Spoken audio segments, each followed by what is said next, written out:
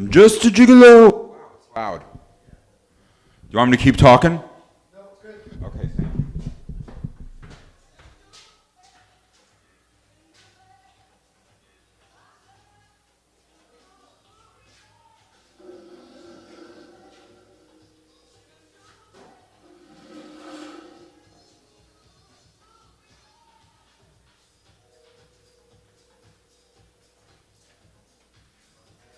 Is this your music?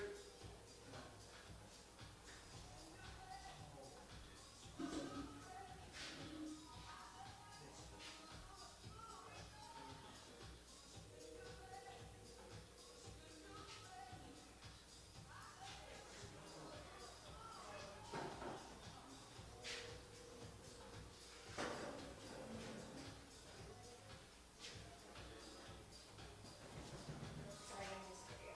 It smells like weed.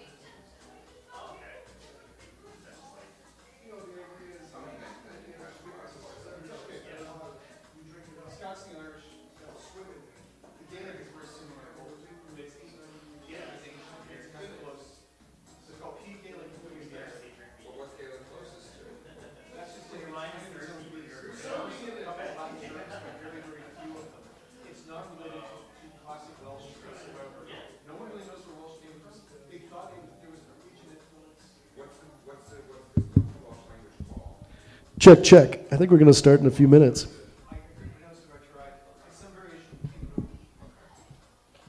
And is there anything, so is there any commonality between French and Galaxy about it also, so the different ways in French?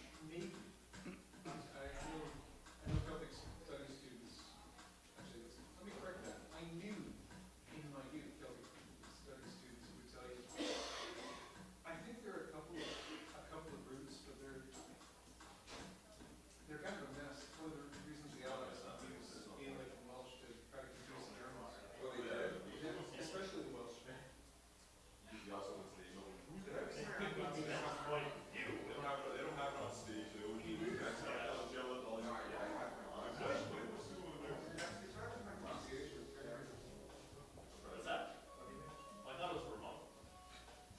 Yeah, it's remote. You tell the whole story about a chicken sandwich. Just run on the spot, go on stage, 5 minutes, or maybe 3 minutes on a chicken sandwich. Good. I can't guarantee we can do it. No. It's challenging. You want to try it? That's my challenge to you. Why chicken sandwich? Why? There's a chicken sandwich right there, and it's the first thing about it. Word out now, chicken sandwich.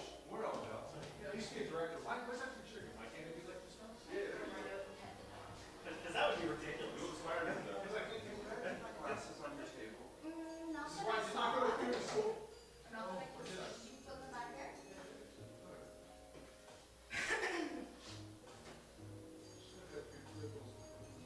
Word out now, Romeo. Should I have more?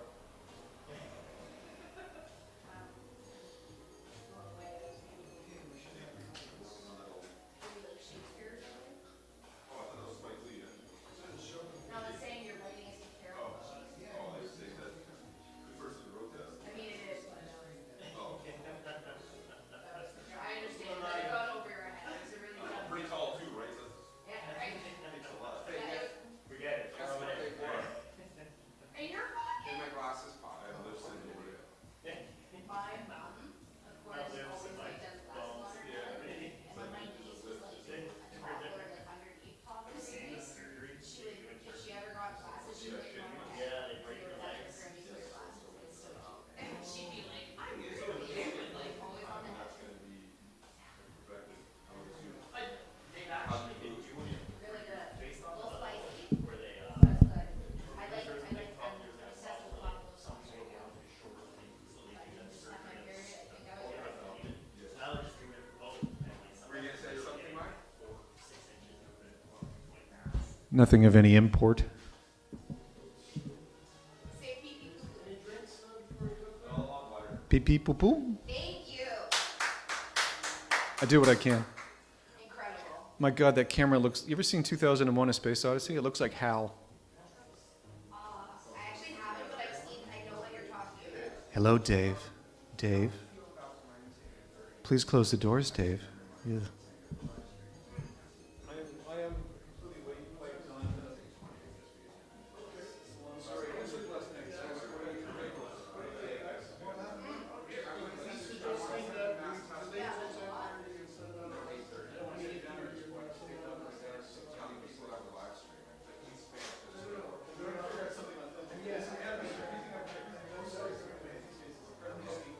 Why do you want to be context? Why do you like to be excited by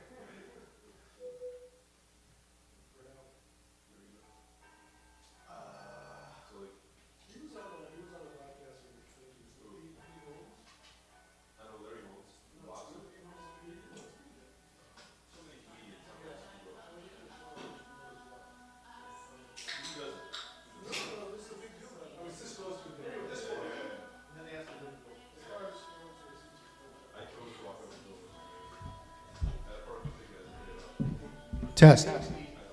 Test.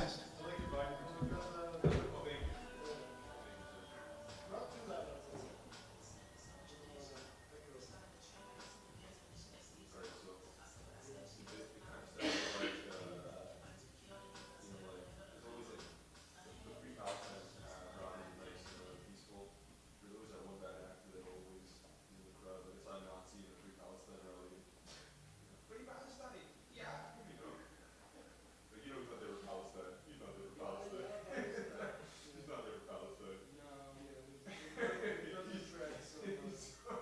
That's just right on his hand. It's like, free Yeah.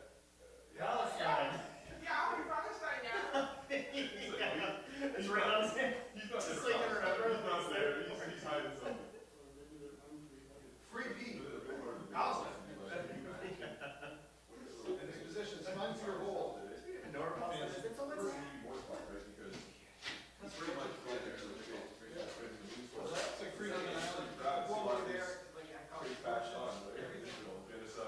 say, that's good. Right? So, that's supposed to be like the bitter smoke kind of. Well, the bitter smoke Yeah, that's so actually it's pretty like proud of Israel because, like, It was up for sale. I was like, I'll take it.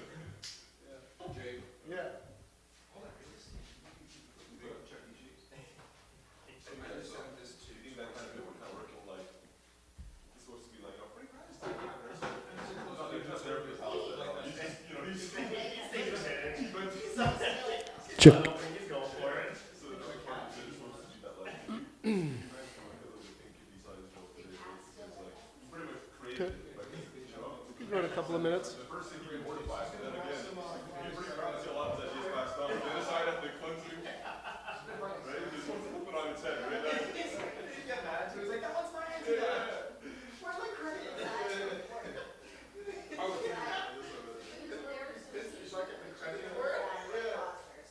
That's funny. You can still blame anything on It's the like, I think it's super funny because, like, Texting you wanna, like, it's so playful.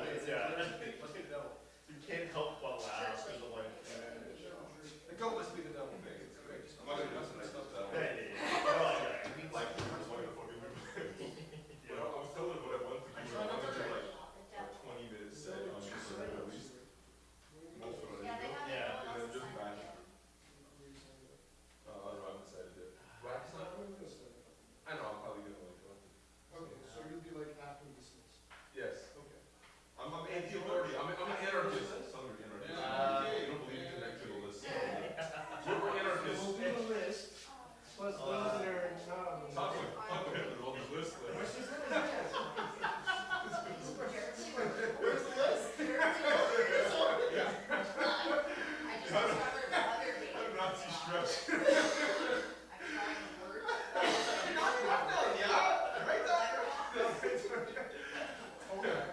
Yeah, I They're never. so good, not some good stretching.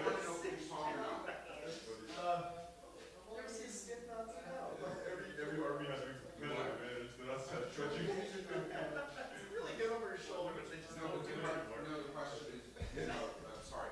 You want to know who song or not voice form?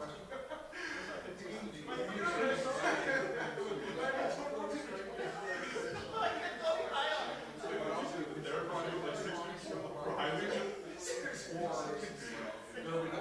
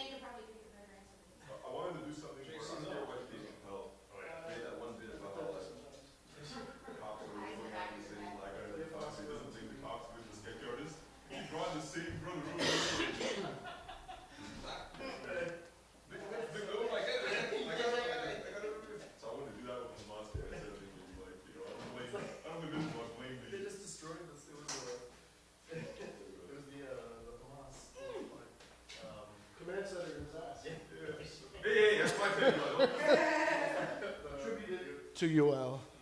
Yeah. Check. Preschool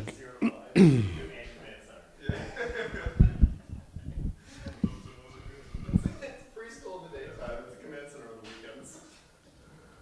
And during the summer. Everything was to go mosque. So with that, I kind of ended with like, next time the mosque. So whenever you're ready, Sean. Sean's going to sing a pre-show song, and then I'm going to come back and we're going to get started. Sean, Patrick Sullivan.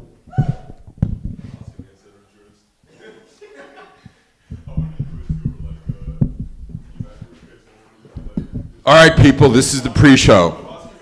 Jake, I'm not Jake, Dexter, I'm so sorry. I never took the boombox outside. Do you want me to do that now? What? It's already there. Okay. Sorry about that.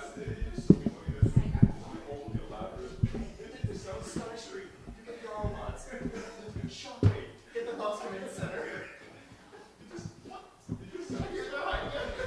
I need the kindergarten teacher to settle everyone down. If you can hear me, clap once. If you can hear me, clap twice. If you can hear me, clap 3 times. If you all can hear me, clap once. You did. Okay, we're good. Silly sound, not literally.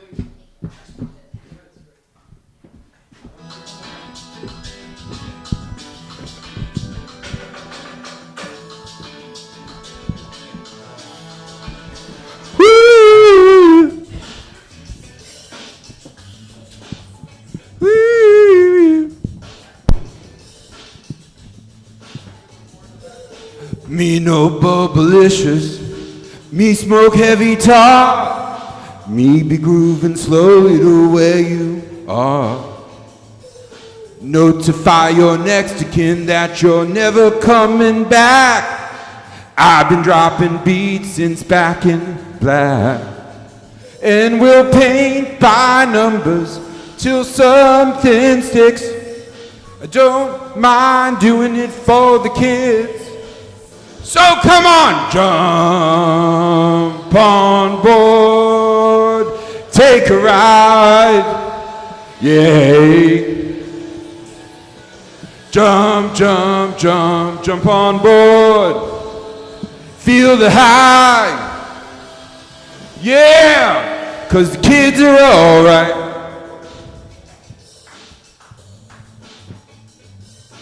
I've got a reputation, well, I guess that should be ignored.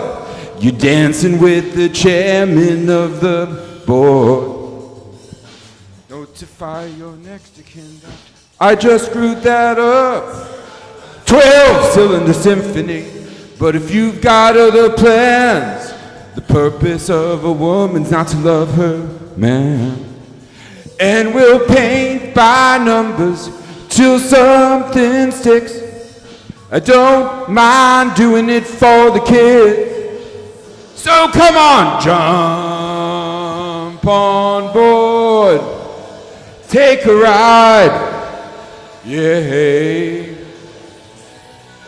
Jump, jump, jump, jump on board, feel the high, yeah. 'Cause the kids are alright. I'm gonna give it all of my love, and it's gonna take up all of my love. I'm gonna give it all of my love, and it's gonna take up all of my love. I'm gonna give it all of my love, and it's gonna take up all of my love. I'm gonna give it all of my love, and I'm gonna take up all of my love. Come down from the ceiling. I didn't mean to get so high. I couldn't do what I wanted to do because my lips were dry. You can't just up and leave me. I'm the singer of this band. If you like drummers, baby, I'm not your bag. Jump on board, take a ride, yeah, hey. Jump, jump, jump, jump on board. Feel the high. Yeah. Jump, jump, jump, jump on board. Take a ride. Yeah. Jump, jump, jump, jump on board. Feel the high. Yeah, 'cause kids are alright. Jump on board. Take a ride. Yeah. Jump, jump, jump, jump on board. Feel the high. Yeah.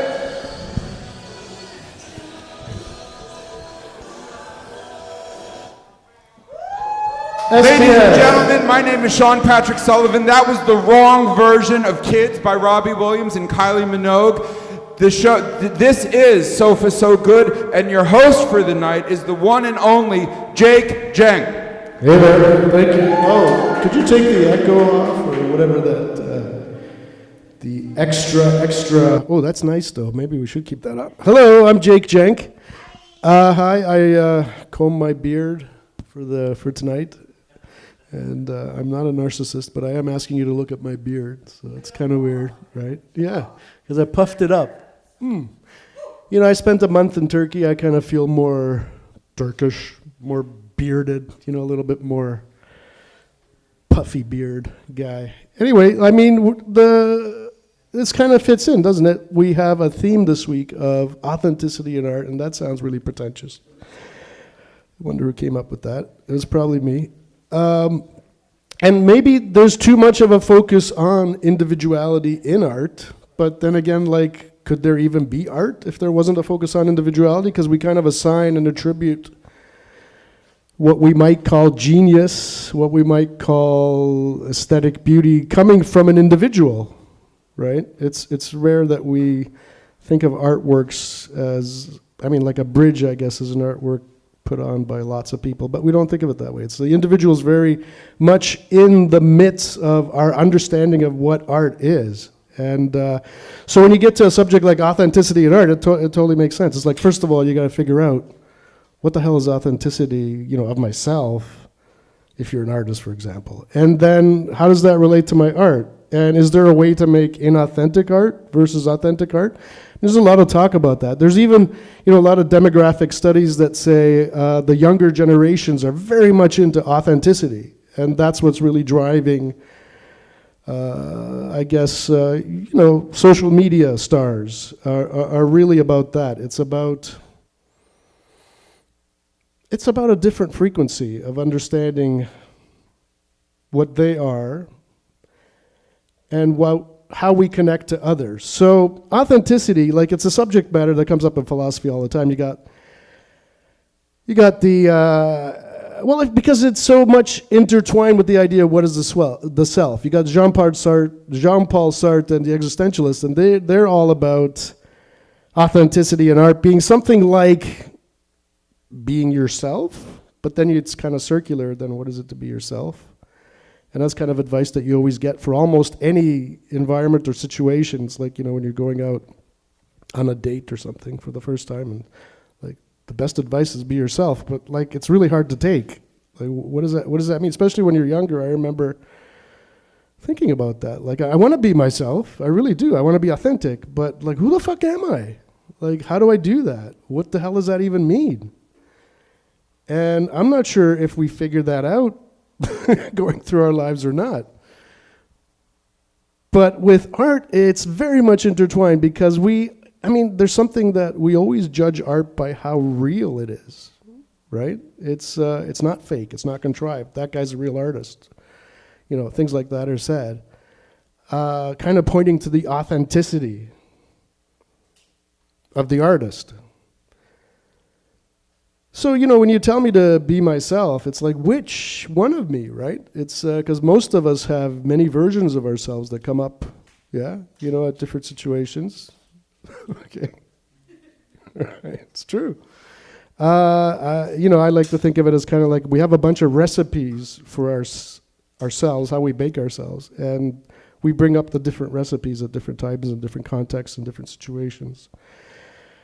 And those recipes are not just Like, what am I? I mean, it's not just my thoughts. I used to think that. I think when I was younger, I kind of identified with my, I don't know, stereotypically we call it like the left brain or the rationalist side or you know, the textual side, the part of me that talks, the part of me that's here. That's why lately I've been calling, that's why I go by Jake Jenk these days. It's like, Jake is the part of me that talks. It's like the mind systems that have grown on top of this, what I call body systems. And we have a bunch of body systems. And many of them are just driven by habit and movement and iteration and reiteration and getting into grooves. And then your thoughts are much more ethereal. They're more like software. I mean, it's not, we're not a computer program or anything, but I mean, it's more in the sense that its ontological level is of like software. It's where does it exist? You know, it's in the ether somehow. It's information. It's the structured instructions. So to be authentic when you're making art seems to be important. Well, to me, it all boils down to this. It's like honesty and bullshit or whatever that is. Like whatever that line is, like there's somebody that's not being honest with you for whatever reason. Hopefully you can detect that, but that's the line, right? It's that's authentic to me. Like if I can be honest without trying to deceive anybody who I am, then I'm being authentic. It doesn't mean that it's going to be the same every time, and I have to like spend a lot of mental energy trying to figure out who the fuck am I so that I can be that person all the time. You're not going to be that person all the time. You're going to be different versions, some radically different. And that's okay. Like for me, it's been maturity and wisdom has been finding a way to, well, first of all, they become more and more alike over time as you get older. It's like there was wide variance between, you know, parts of you that might come up and take control of yourself. It's not like, I mean, it sounds like there's like demons and stuff. I didn't think of it that way at the time. And I think a lot of people have this experience where they don't even notice the different versions of themselves. Like if you're driving and somebody cuts you off and it's a different version of you just popped up. You know, it's a different recipe altogether. And you might not even notice that the transition was made, right? And there's different parts of you that play together. But when it comes to art, I think it has to do with honesty, right? It's like when we say an artwork is authentic, we're saying it's honest. Which is weird because some art is appreciated because it's not honest. I mean, there's kind of a put on that's built into some of the more postmodern art. Even Andy Warhol, it's like part of the joke. Part of the art is the joke. You know, it's kind of it's not just one way or another. It's like whenever I find myself trying to systematize anything, you come to the realization that, oh, it depends. You know, it's not like, oh, it depends where and when and how. And it sounds like a cop-out, but you know, spend many years philosophizing, that's what you come to. So authenticity in art, I hope to, I mean, you people here are artists, you know, most of you, I don't know, have you signed up? Are you going up? Oh, you're welcome to if you change your mind. Quite often people do, it's fine. So it's kind of like a talk show format, as you can see. We've got, oh, we're live streaming, aren't we? Yeah. We're live streaming. We're experimenting with live streaming. We've got a 3-camera setup. Dexter's running the whole show back there, and we've got this on, I think, YouTube, Facebook, and Instagram, something like that. Nobody's watching probably because nobody knows about it. But we're trying it out, and then maybe you can go home and watch a replay of it. I don't know. We'll see how it goes. Talk show format. It's an open mic. So, and because it's the Center for Talking Arts, we like to encourage different talking arts. Tonight, you may see comedy, poetry, storytelling, rap, preaching, dramatic readings, whatever. It could be anything. And we have noticed that probably the majority is comedy, but that's to be expected. That is the most popular talking art right now. Maybe poetry used to be. Like people used to go and listen to poetry. I mean, they still do. Yeah. I mean, at the Mulberry Cafe, where Faye is all quite often. Yeah, they have poetry. And we're going to have some too, by the way. Different types of talking art shows coming up. So likely in October, we're talking about it right now. We will probably move this Sofa So Good to a more regular slot of Monday without interruption. Because on Saturdays, we've been interrupted by pro shows every now and then. And we want to get some regularity going, so we'll probably move it to Monday. hopefully that works for most of you. And then we'll have on Tuesday, but maybe not every Tuesday to begin with, maybe the first Tuesday or something, Tuesday a month to try it out. That might be a good way to go. We'll have kind of a dramatic reading show where funny people will read the scripts from classic sitcoms, for example, like Seinfeld episode or something. So that's the show, which will be kind of fun. And then on Wednesday, it could be Sean's show. Maybe we're talking about that. Maybe he'll have his own show that we can try out once a month and see how that goes. So tonight you'll see all the various talking arts. We'll have a 5-minute set for the performer, and then after that, they will come sit on the couch and have a chat with me, and that's it. I hope you enjoy it. Thank you. First up, Faye Paulette. Faye.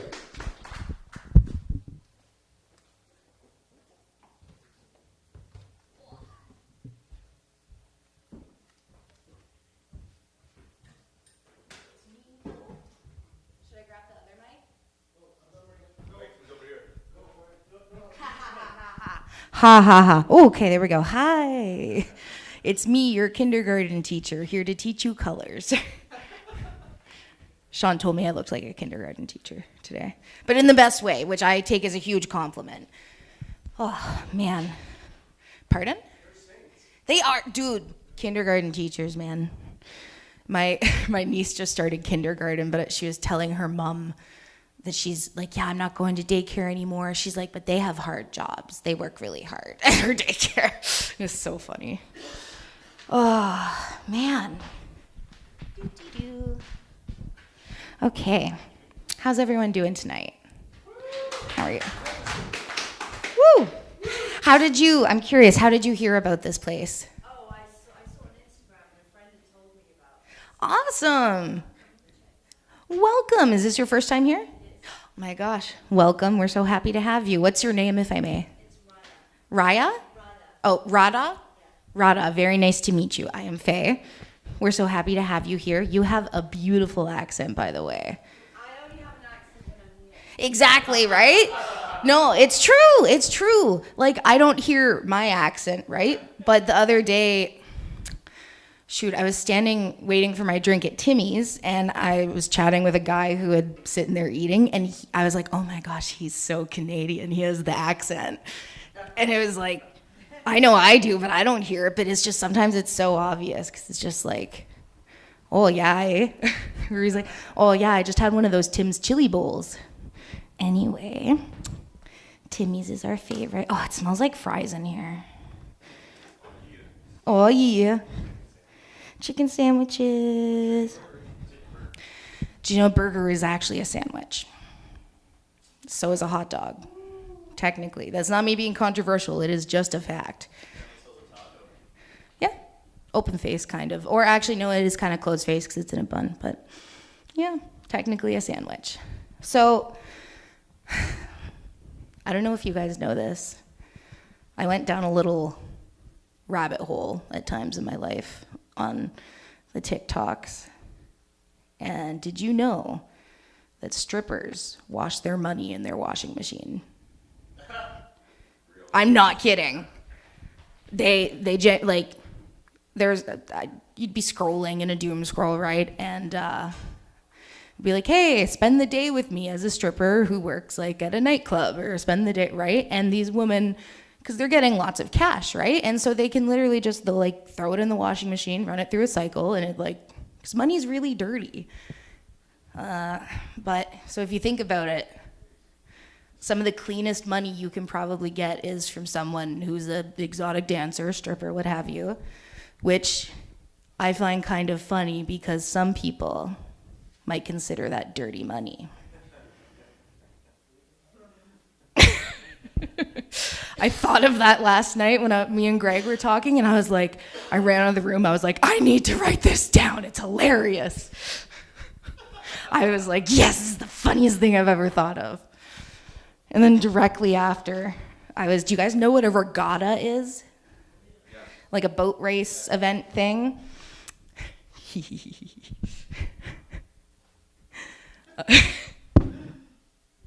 I find myself hilarious, and I haven't even told the joke yet.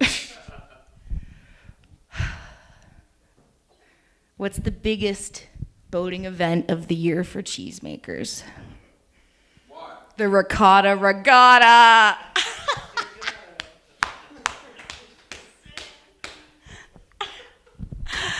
I get myself. Right? I wrote that down immediately after the washing machine money. Oh my goodness. Oh, okay. So I got hit on the other day at work by a 53-year-old man. And he was very respectful, and he was really sweet, and I was like, oh, that's funny. So we were chatting, and I asked his name, and he was like, oh, it's Vikas. And I have really bad hearing, so I was like, one more time, like just, he's like, Vikas, like he's like, it's not spelt this way, but the letter V and then the word kiss, right? And I was like, oh, cool, Vikas, haha. And then he's like, yeah, that's why the ladies love me, because I can kiss the V. And I literally was like, oh, sir, I gotta go sweep. Like, I have 10 minutes to close, goodbye. And I was like, gee, and he was like, okay, have a great night. Like, but it was just like, right? Like, I wasn't expecting it. Like, I thought it when he said it, but then he actually said it. And I was like, my mom was rolling on the floor laughing when I told her, though. And I was like, Donna, please. Is it going to be a visual or an audio light?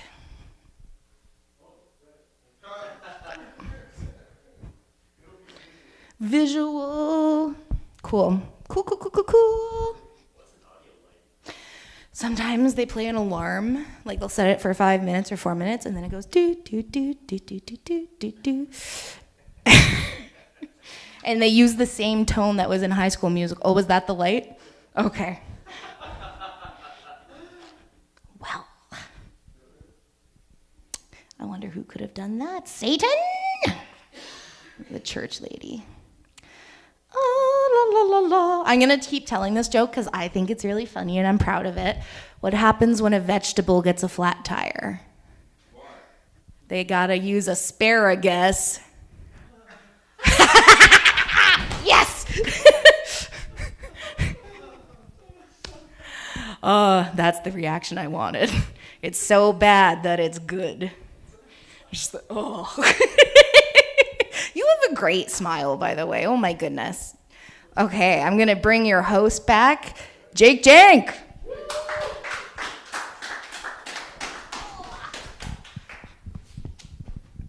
Welcome to your stage. Thank you, Faye. Fun as always. Great stuff. Dirty money, I know. When did you realize that laundering money meant that, basically? Like the term laundering money was actually related to laundromats. But it's kind of very poetically. Oh, yeah. It's like you would get a laundromat because it's coin operated. You could just claim as much income as you want. Absolutely. Pretend that you made $10,000 that day. And you could wash that dirty money. But poetically, it's washing the money, but through the laundromat. Yeah. I think I just learned that like a year ago because yeah. Greg told me, of course. Yeah, right. My little criminal boyfriend.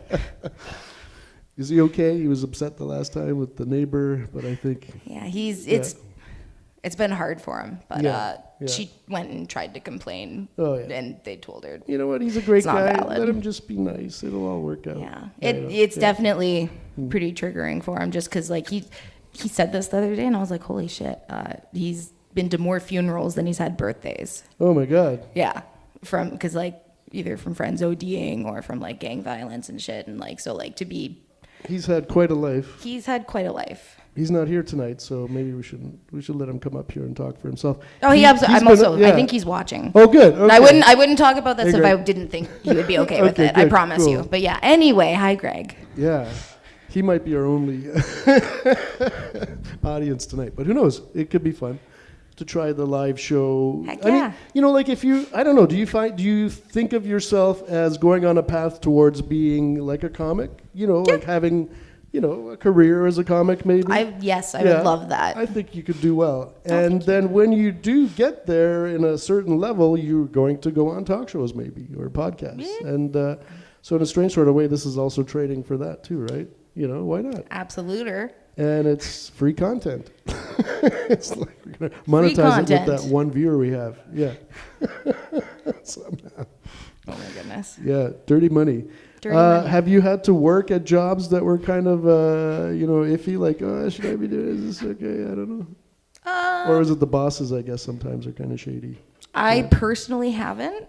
I would say the shadiest I've worked for was working at a summer camp. But like, it wasn't, it's just like, Yeah, I mean, some businesses, there is kind of a fine line between like a business and a grift. You know, like those absolutely. carnival businesses, for example. You know, or the casinos or banking. You know, that kind of thing. It's kind of I mean, no, I haven't. The way had it's to work structured. Yeah. Yeah, no, absolutely. I can understand that. No. Have you worked in any jobs that you were like? No, I've never had to work for anybody, thankfully. That was kind of, we have this inbred entrepreneurial spirit. And also because I'm kind of ADHD maybe as a kid, and there's no way I could have worked for anybody. I just kind of found a path where I started my own businesses very early. Yeah. And I didn't have to deal with that. So I was able to do business in an authentic way. Like, I like to pride myself in knowing that I feel like I didn't cheat anybody. Yeah. Or try to. Or in fact, try to be as transparent as possible, which to me is a part of authenticity. Like, see me, know where I'm standing, know why I'm saying this, why I'm offering this amount maybe. Like, it's good to be open about it. Absolutely. Yeah. Sorry, my Authenticity in hand's going business. Is business an art? Is everything an art? Like, if you do something well, you do it like an art? Sorry, not to cut you off. I mean, like, they call, like, medicine an art, like the art of health and medicine, or the art. I used to think arts. a Bachelor of Science in Arts was, like, you do part science and part, like, painting art and shit. I shit you not. There's so, some like, symphonies about psychology. That sounds fun, actually. Right? Maybe like, I some, would do that. Colleges do that, yeah. I mean, they do have, like, art therapy and, like, stuff, but that's not, yeah. What other art forms are you engaged in? I'm in a little bit of a creative block at the moment, but I paint, draw. I love, like, charcoal and stuff, but I'm a very tactile person, so, like, I paint, I draw, I crochet, I bake, I do beads, I sew. You keep busy. You Holy gotta. cow. You gotta. Like, gotta keep ahead of the homesteader negative kind thoughts. of. You could have your own homestead kind of thing. You could do your own, make your own butter, maybe. I grew up on a farm with cows. There you go. I knew it. You could do things. That's great. Join our cult. That's we need some kind of expertise. It's a fake cult. Don't worry about it. Yeah. Is it authentically fake? It's fake. It's for an real. authentic Yeah, cult. for real fake. Yeah. Okay. Is that our timer? Well, it is actually time anyway, but Do, it kind do, of worked do, out. do, Thank you, Faye. Thank you, Jake. Hey. Nice. Coming up next is Mike. And Mike is I should just point out, he's a storyteller. But he's funny too sometimes. I don't want to put any pressure on you, Mike. Yeah. But Mike Durbecker.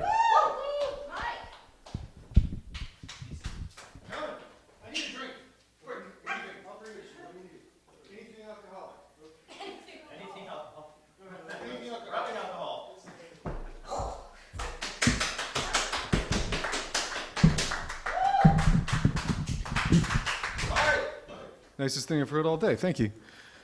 Sincerity and honesty and authenticity. What's the difference? Because I've gotten so used to actually drinking something while performing. Here we are. I'll take it. As said previously, sincerity, honesty, or authenticity. Anybody got any theories? What's the difference? Then I'll speak at once. I don't know. They're all different things. Why? Oh. I lived briefly in Bath, so I can mess up the accent, I'm sure.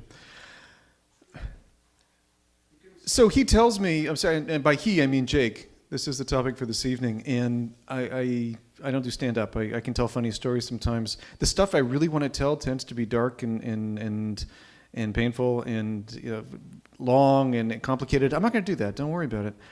But I got lost between this idea of what is sincere, what's honest, and what's authentic. And it's also weird timing this week. So I dug up a bunch of old videotapes, and I found a version of West Side Story that I was in 1987. I had a small part. Like, I had one line. I was one of the sharks. Yeah, the less said, the better. But I dug up the videotape, and a friend of mine digitized it, and I've shared it with a bunch of people, and it reminded me that I got what the word is. I got interrogated because there was a girl in the cast who had a crush on me, and I had no idea that she had. But near the end of the run of the show, various girls came up to me and said, "You know that Carly's got a crush on you. She's got a big crush on you. You've never noticed that she had a crush on you. You never noticed. She thinks that you're trying to be cavalier or something, but she really has a crush on you." And I'm going, I have no idea what you're talking about. I didn't think she particularly liked me. Well, she did. And maybe you can make it up to her. Make what up to her? I haven't done anything. Yeah, but you can make it up to her, because just before the last song, the last version of "There's a Place for Us," we were all backstage trying to get sad for the big denouement of the play, and they kept saying, just like, she's going to give you a hug. Just hug her until she stops. I'm all of 17 years old when this is happening. And I did. And Carly, who was about this tall and had big brown eyes, and I think she was Portuguese, came up to me while this song is in the background, and it's kind of a sad song. It's kind of a heavy play. And she wraps herself around me, and it was kind of sweet because I felt really confused, but I felt like that this is the part I'm supposed to play. I mean, I don't know why she didn't tell me she liked me, and maybe she knew I had a girlfriend. In fact, I had two at the time. It's a long story. Or something like that, but it was really sweet. I have this weird, very topical, sweet memory from that one moment in the song, and this girl closing her eyes and smiling, holding on to me. That's a long time ago. Now we got to jump forward. Around 4 years ago, and as you've noticed, I'm over 50. I'm working for a bank. I am a business communicator, and two weird things happen within 48 hours. The first is we've got summer students, and they're all maybe 23 years old. They're in university, or they're just leaving. I am told that one of the summer students has a crush on me. Of course. I am a technical writer / business communicator who's married with 2 kids over the age of 50. What's to resist for a student who's around 23, 24 years old? And my response to the 2 women who are also about my age and also married with kids was, "What the hell are you talking about?" I said, No, Vanessa, she's told all of us. I mean, she's had a crush on you since she started. Why? I mean, I don't know if I'm flattered or deeply worried for her mental health. I barely worked with her. I don't know why are you telling me this? But it felt the same. It felt like they were kind of closing ranks. I had this weird flashback to that West Side Story. I thought what they're going to say, well, you should, she just wants to like hold on to you, and will you listen to "There's a Place for Us"? I had no idea why this was happening. It was, however, set up there was going to be a group lunch to say goodbye to them, and I was told I have to be there. This felt bizarre and adolescent, but by they, I mean the women telling me to do this, they seemed very serious about it. I don't know why. But I said, okay, I'll go to lunch. I'll sit next to her and I'll talk about, I don't know, work. And as I'm trying to deal with all this, and this is a bit weird, and I'm not particularly happy in the job, I open my desk drawer, and there's a note. And the note says, and I quote, I'm not making this up, the note says, quote, "I'm not going to tell you who I am yet, but here's what I want to give you." And the note included a photograph. Can you guess what the photo was of? Because I'm sure you can. Whatever you're thinking, it was a little more explicit than that. If it had been a chicken sandwich, I'd be much happier. I can't deal with Vanessa and the various people telling me that I have to have lunch with her because she has a crush on me for reasons I cannot fathom. And I've got this note. I don't think it's from Vanessa. Like, I have no idea where this has come from. Just for some reason, they are very separate things in my consciousness. I went to HR immediately with the note and said, I got this in my desk. I have no idea who's doing this. I want nothing to do with this. I don't know what to tell you. I haven't initiated this. I haven't flirted with anybody. I have no idea why the hell this is happening, but I have to tell somebody. And HR kept saying, oh, okay. Now, do you have any special friendships with anybody at work? No. Have you had perhaps a relationship that maybe you would not want to tell your wife? No. Have you flirted? No. Have you done something that could be seen as flirting? No. And after around 20 minutes of this, they said, this is the actual letter, right? It's not a photocopy? I said, no, it's the real letter. I said, leave it with us. Did you know that there is something called microdots? And a microdot can tell you what printer it came from and when it came through, and then they can look at the records to see who sent it to the printer. So after around 3 days, I got called down to HR and they said, we know who did this. What do you want to do? And I said, nothing. I want them to be told not to do it again. I don't care if I know who it is. I just want nothing to do with this whatsoever. I don't want anybody fired. I don't want to file an official complaint. I just want somebody, I want a grown-up to say, don't do this. Turns out it was a contractor who was just leaving for reasons I don't know. And the same reason I have no idea why Vanessa did that. All of this wraps up fairly well. The contractor left. She never spoke to me again. I only found out who it was after I left the job. I went for the lunch with 5 or 6 other people with Vanessa and had pleasant conversation like I had been having for months. And if she had some great fondness for me, I don't know why. And eventually I left the job. And I'm bringing all this up because we're talking about honesty or sincerity or authenticity. Because I'm thinking honesty is to tell somebody, I have a crush or a fondness or a need or a longing for somebody. That's honest. Sincerity is saying, dude, listen, this woman told me this, and maybe it's none of my business, but like sincerely, I think you should know about it. And authenticity is repeating this story note for note, because it reminds me of something that happened like 40 years ago in a musical, and then something that happened 5 years ago with someone I can't understand being fond of me in a way that I can't understand. And the authenticity is relating all of this in one story, trying to fathom why it all happened and why I remember it. And maybe it's going to twig something in somebody listening to it. I don't know if the story had to be told, but congratulations. Thank you for your time. Good night.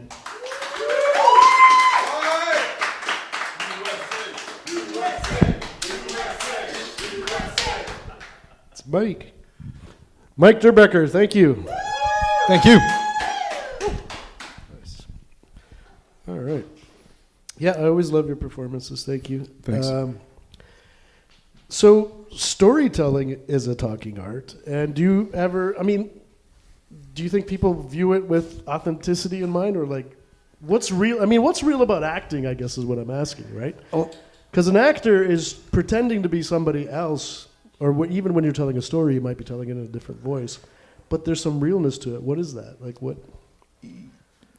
You can parse that a million different ways. Marlon Brando very famously was a method actor who also thought method acting was pointless.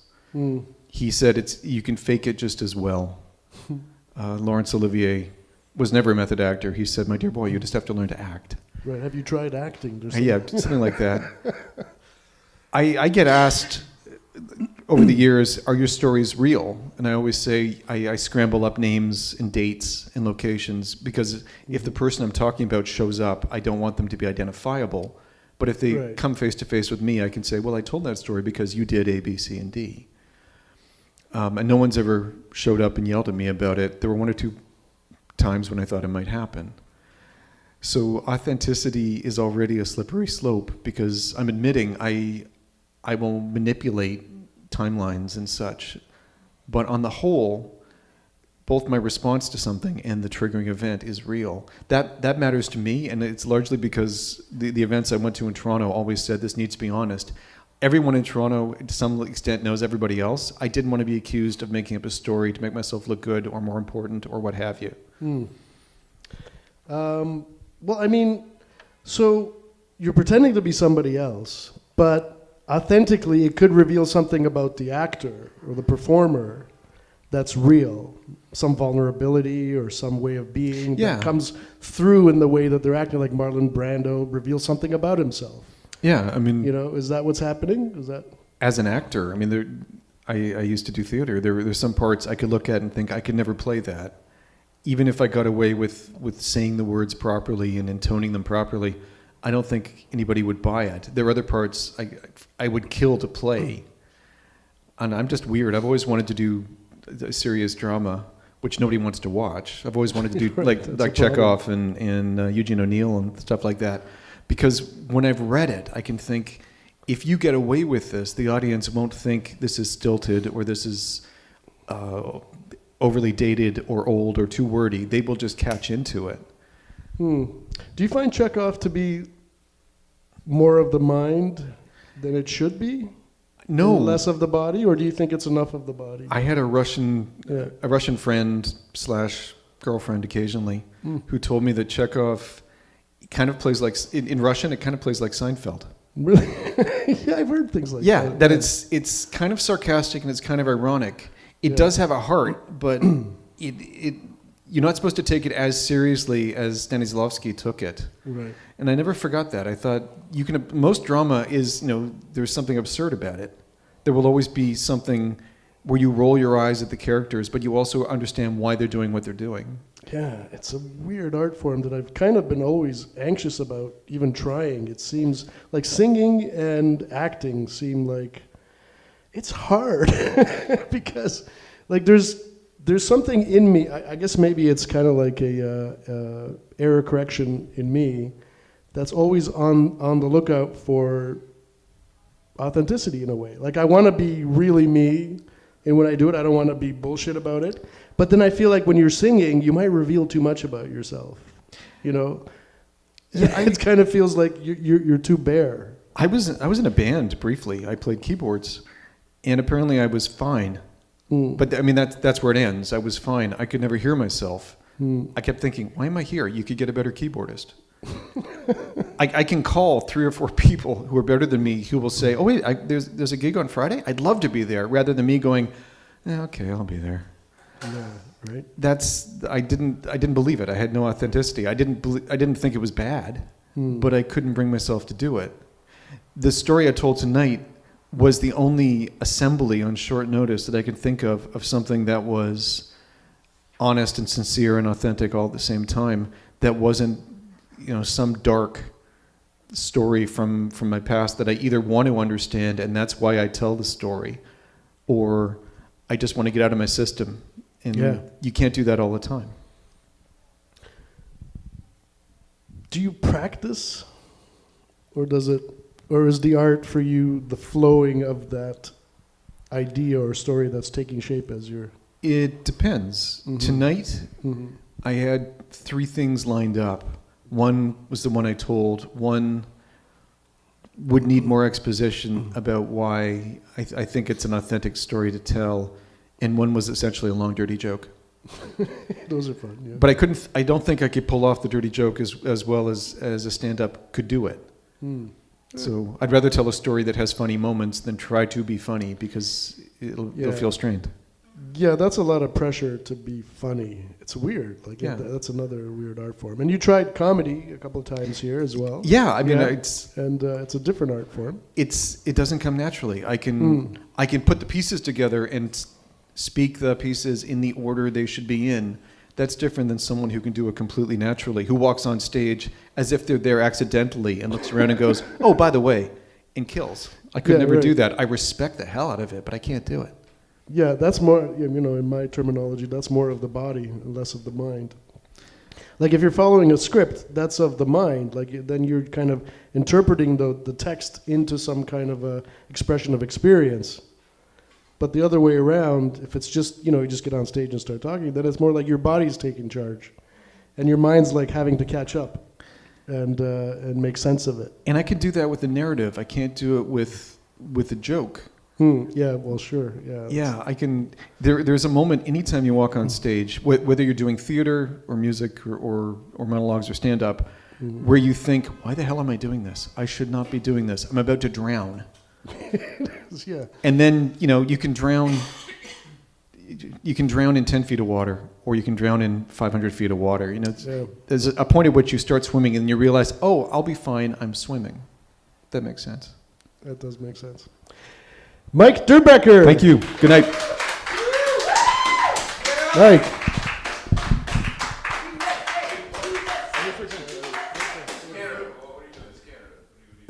Yeah, what's with the USA tonight? Yeah. Well, this next performer, you've already seen him tonight. Like in the pre-show, Sean is kind enough to get on stage without much prompting, without much pressure. To get on stage and sing for us, he's done that many times. But I don't know what he's got in store tonight, because he can do it all. He's got the singing and the dancing and the fashion show. Sean Patrick Sullivan.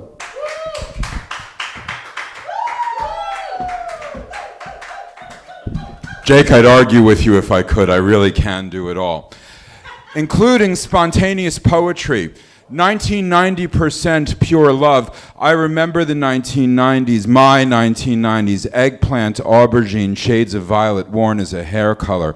Aerobics that went nowhere fast. Madonna in the Truth or Dare premiere at Cannes with an Egyptian eye and an Italian dress. I lived in an apartment the size of an aircraft hangar. It was pre-war, it was deco, it was glamorous.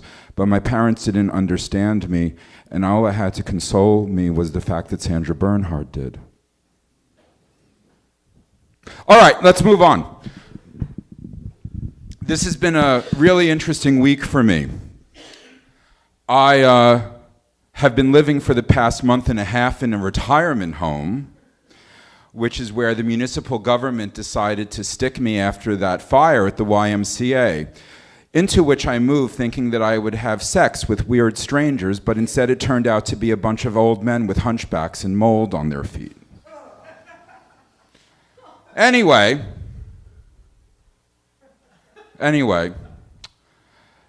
for the most part, the employees, the management, and the residents of this retirement home hate me. And I know that because they told me. No, it wasn't subtle. They said, we're afraid you're going to butt fuck us. Because they haven't heard about my campaign against anal sex. First of all, homosexuality is not the same thing as liking anal sex. And second of all, people who like anal sex are fucking crazy. It's an exit, not an entrance, people, and you at home pay attention. Anyway, they've started to warm up to me. And when I announced yesterday that I was moving back into the Y because it's finally been renovated, where's that lovely woman with the glasses? Oh, you're not wearing your glasses. You're still lovely. And I just heard something in my ear. I wear hearing aids. I use them to drown you out. Anyway, they were sad. I saw reminders in their eyes that they were lonely, that they actually enjoyed not liking me, and that was actually okay with me because the way that they were being treated, it was like they weren't alive. And here I come in causing problems and being loud and saying stuff when I move into the administrator like, so, tell me, when it comes to sex, can I bring in strangers through the back or am I limited to the geezers in here? Wait a minute, what do you mean there's women living here? How dare you? All right, let's move on to my brilliance as a social critic. I don't believe in authenticity. I think that it's important to the extent that we do our absolute best to communicate with people what's true for us, what's real for us, what's required by us, so that other people aren't taken aback, feeling ransacked and surprised when we interact with them. But as a goal, as an ambition, as a way for an artist to be, I don't believe in authenticity because most of us are assholes. Most of us need work. Most of us need to glamorize and perfect and get sophisticated and better tuned in to the collective consciousness that also manifests as schizophrenia and dreams and 1980s music videos. Already? But I'm so brilliant. Okay, fine, get up here, but ask me some good questions. Just give me an extra minute on the interview. I love being with you. Almost as much as you love being with me. I know, give me an extra minute here. Let's have a bonding moment. Cool, sounds great. Sean Patrick Sullivan. Thank you. Thank you. Very nice. I want to say that I saw Yeah. myself in my first podcast, the Tulu Amore podcast. It was filmed right here. And I looked, Yeah. no. Oh, that's but Right. at his house. And Yeah. I looked fat as fuck. Well, So, and I haven't sideways. gotten around to being homeless again, so I could lose that 15. Oh, So yeah. let's do a Drew Barrymore. It's so good being with you right now. Okay. It's so good being with you Should I right now. bounce on the? I don't know the Drew Barrymore bit. You need to learn, Jake. I mean, it's pop culture. Get I don't know. So she Who did she do this with? Are she you does Drew it with Barrymore here? everybody. There's Oh, multiple articles about okay. it. She's touching and she's like touching everything, and Yeah. Oprah touches her back, and Gail's jealous, and it's a mess. Well, we're not going to touch too much tonight. I Okay, think. that's fine. But thank you. You need a hand? I'm stepping on my Shogun pants. Oh, oh, Okay. Shogun. Yeah. All right. Or, Well, that's what we're Gautier, saying. yeah. It's a Yoji Yamamoto Oh, Gautier influence. right. So yes, talk to me. Ask me questions. Fashion icon. Yeah. It's exhausting, but what can I say? Yeah. And yeah, I visited you at the retirement home, and I thought it was nice. It's a nice place. Oh, it's Yeah. they do a good job of cleaning the toilets. Yeah, that's true. The toilet. Yeah. That is very important. To me, it is. Yeah. I mean, it's. Although apparently I don't do it well here. I was so distracted today. But look. Sorry about You've that. got an interesting art going on. You are kind of yourself, but you're kind of a character. What would you say? Like, are you? So are I you don't- embellishing yourself on stage? Are you being like a true character or true yourself or any of that get into your thinking? Jake, what a good idea for you to ask that. Yeah. So here's the thing. Yeah. So when I'm alone, Uh-huh. I hate myself. Oh, I'm ashamed of my past. no. I just want to die. Yikes. I'm not done. Okay. There's more. And that's bottom. what's authentic for me. Now, do I want to surrender to that? No, because above and beyond how I feel, above and beyond what my experience of life is, I have a set of stories that I've told myself about what the universe is, how it operates, and what my role in it is. It's spiritual, it's magical. I'm definitely going to do a spin-off cult, although I do need to apprentice under you first. And because of these stories without which I can't drag myself out of bed, I get it. Yeah. the version of me that's on camera and in performance is the version of me that I want to be. And it's not because it comes naturally. It's because I think that Canada is a country that has forgotten to talk and to dream and to argue. Wow. And so my humor, also there's You're all also American, so. yes, but there's Be careful. So here's the thing. Okay. So You here's might the be thing. right. It's all that physical childhood abuse as well. Yeah. I'm constantly testing limits, and I want to do it in a very insouciant, joyful way because I want people to have the experience of boundaries being transgressed and it being fun, because I think that's what we need right now. I don't believe in disrespect, and I don't believe in being rebellious for the point of it. But sometimes I interact with servers, police officers. I'm famous downtown for telling police officers, male ones, bodybuilders, steroid users, keep it up, guys. Not enough steroid abusers in Canada. That's another problem I have with this place. I always say to them, nice tits. I always do that. Anyway, but it wakes Yeah. people up. It makes them alive, right? And so because I've been such a terrible person, I've kind of decided that as long as I'm in this country, okay? Because in general, I think that when you come to a new country, one other than the one that you were born and raised in, most of the time you have an obligation to do as the Romans do, unless you see that there's something wrong with the fabric of the country that is dangerous for everyone. Not that you don't like it. If you don't like it, fuck you, move back. Go back to your country. Yes, that's how I was raised. Both of my parents were moved to the United States in the aftermath of World War II from Europe. So yes, this is very much how I was raised, and I grew up in an immigrant community, and that was always the mentality. And I don't think there's anything wrong. But if you think that there's something wrong, and you do it not for yourself, but for the country that you're in, you should give it a go for a set amount of time, usually until the welfare checks stop coming in. And no, just kidding. And you should try to fix it or contribute to it. And if it doesn't work, you need to either shut up and play along, or you need to move. Well, yeah, you have kind of what I described the other day is kind of like an Ayn Randian kind of seriousness towards social issues. Are you just saying that because of the amphetamine addiction? There's also that. Isn't that interesting? No, but that's not far off. I feel like philosophers, thinkers, artists are very much influenced by the drugs that they're on. And many of them were on a lot of different drugs. And different eras have different, like there was, the turn of the century in Vienna, for example, is known for like a huge burst of creativity. Like they have everything going on there, like quantum mechanics, they've got Wittgenstein, they've got Freud, they've got everything happening there in this one city.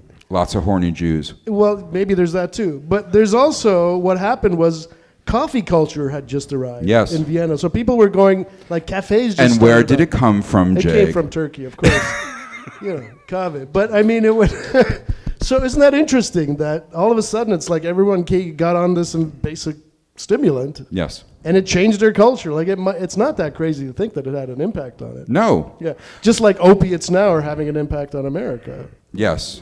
Right. What is that on to the the whole Americas. psyche? Of course, I think the CIA is behind it, but that's a whole other story. I mean, of course they're behind everything. Yes. Yeah. I don't know. Well, that kind of used to be more true. I don't think they have much power these days, but I feel like during the Kennedy era, it's not that crazy. No. Because there was very much like the Dulles brothers. They were basically running shit. No, the deep state merely kicks things off, but with the opioid crisis, the homeless shelters take over with their fucking harm reduction strategies that don't work. You don't like? What do you mean it doesn't work? There's a lot of evidence that it does. Oh, for fuck's sake! Is it all bullshit? So you check your ass into a homeless shelter because you've been an asshole for 5 years. You've destroyed your life. You've gone crazy. You've had orgies, conversations with God. More importantly, conversations with Madonna. That's my third Madonna reference, and there will be another before you pull me off the stage. Free drink. And if you try to. If you try to write a resume, there's no desk, there's no computer, there's no internet connection. If you have someone to call, there's no phone. But if you want to do drugs, that fucking front desk will do everything in their power to make it easier for you to pass out and vomit on the nearest bystander. Oh. It's disgusting, it's satanic, and it comes from this whole thing that occurs when we allow women to take care of men and men to take care of women in social services, which is that the care provider starts to treat the client like an abandoned kit or an abandoned puppy in an animal shelter. Woo, woo, woo, woo, woo. You're cute until I decide to anesthetize you. Woo, woo, woo, woo, woo. I mean, that sounds like a version of it gone wrong, but what about the motivation to help? What's wrong with that? Isn't that better for everybody? So here's the answer. As a whole, for people to be taken care of, it's better for all of us. So it's even cheaper economically. So here's my provocative and hilarious response to your Ayn Rand question. So I don't believe in help. I think it's a stupid idea because in order for help to exist, there always has to be a problem because otherwise the people providing the help will have no sense of self if there's an end game. What we need to be asking ourselves, and what I'll be asking each and every one of you when I'm your new mayor, is how can we make this situation great for everybody? Right. Make Hamilton great again. So we could say, okay, yeah, we're going to help you. Steel factories. We're going to help you. Later. We're going to help. You're not the only one with ADHD in this room. I know, right? You holding anything? Anyone have any cocaine? I'm exhausted and confused. Okay. No, I hate cocaine. I hate cocaine. I hate cocaine. Methamphetamine. So here's the thing. So as a former homeless person, provide something that like cleans up the streets so that we don't have to look at these fucking tents that were really built by people who might have other options, but quite frankly are feral because their parents stopped parenting them when they were 10 years old. Because that's really what's going on. It's not drug abuse. It's not trauma. We have this. I'm so sorry. I'm hyper-salivating. Okay. Don't be offended. It's Please okay. don't. Please don't fire I'm me. just a germaphobe. Please don't fire me. Please all don't good. fire It's me. all good. You just hired I'm me just 2 hours ago. I'm just going to Please cut don't out a fire strip me. of skin and it'll be fine. I'm so Yeah. sorry. Okay. I'll bake you a cake. Please don't. Would you like some rose tea? Well, that sounds good. Yeah. So, starting October 7th. Yeah. Look, I could talk forever because I love myself so much, but what would you like to ask next? Well, what's the difference between narcissism and being narcissistic? Do you So, think? Well, where's the line? Narcissism is a characteristic Yeah. which makes many people uncomfortable and which actually isn't that great for the narcissist because there's a certain Yeah. layer of human experience that someone who is predominantly narcissistic, overwhelmingly narcissistic, never gets to, and unwillingly narcissistic. Like when I'm narcissistic, I'm making it happen. Yeah, And- you need and- a little bit of narcissism, which is, I'm seems not- like it's I'm not- very. But where's the line where it kind of bleeds into narcissism? So the way the talk shows work It's is that too you ask the far. questions and someone else Well, answers. this is more of a conversation. Okay, well, you than an didn't tell me interview. that. I You always didn't tell say that. me I say that. it's not an interview show; it's a conversation. You didn't tell so me we that. jump in, and sorry, but go on. You see, this is Yeah. a perfect example of my narcissism, egotism, and self-congratulation going haywire and shooting me in the face like it did earlier this week. It happens. It's an occupational hazard. I'm new to it. But I'm Yeah. willing to take it on, and I thank you for Yeah. supporting my synth. Okay, so because I don't believe in authenticity. I believe in... Whatever that is. Yeah. I don't believe in the authentic. I believe in the synthetic because it's who we create ourselves to be that I Yeah. think is more important. I think we're not too far off because, you know, in my conception of it, I am what I create in that moment, that recipe that you put together. So, yeah, there's a bit of creation in there. And it's, you know, You back to the fascinate me. existentialist. Tell me more. I'm getting 3 kittens in a couple of days. You are? Yeah, 3 kittens. I feel like it's a crazy decision, but there are 3 rescue kittens, and they're like 6 months old. And they're from the same litter. It's What color are they? Well, we have a black boy cat, a black girl cat, and a orange and white striped boy cat. And they're so cute. It's hard to resist. How It's old weird. are they? 6 months. Yeah. Congratulations. Thank you. Ladies and gentlemen, a round of applause for Jake's cats. Sean Patrick Sullivan. Thank you, Sean. That orange one is gonna be crazy. Thank you You so think? much. Yeah, I had an. Oh, thank you, thank you. I feel like they say orange cats are the nicest cats. Like there seems to be a. Really, because I had my wife came into the relationship with an orange cat. It was like the greatest cat ever, Iggy. He was a striped orange cat, but you know we had a little baby during that whole thing, and she was pulling his tail, and he was just like, he just wouldn't do anything. It's kind of crazy. Yeah. They're just they're like toddlers. Yeah. Well, it's going to be fun for a while. I think it's nuts. I take it really seriously. That's why I'm kind of anxious about it. It's like 3 life forms I'm agreeing to bring into my world. It's like, I don't want to take it lightly, but it feels like we're rushing it. But, you know, if I thought this much about it, I wouldn't have had a child probably. Like, you know, at some point you just got to jump in. And we're going to jump into the next guest, which is Yoel Bearcat.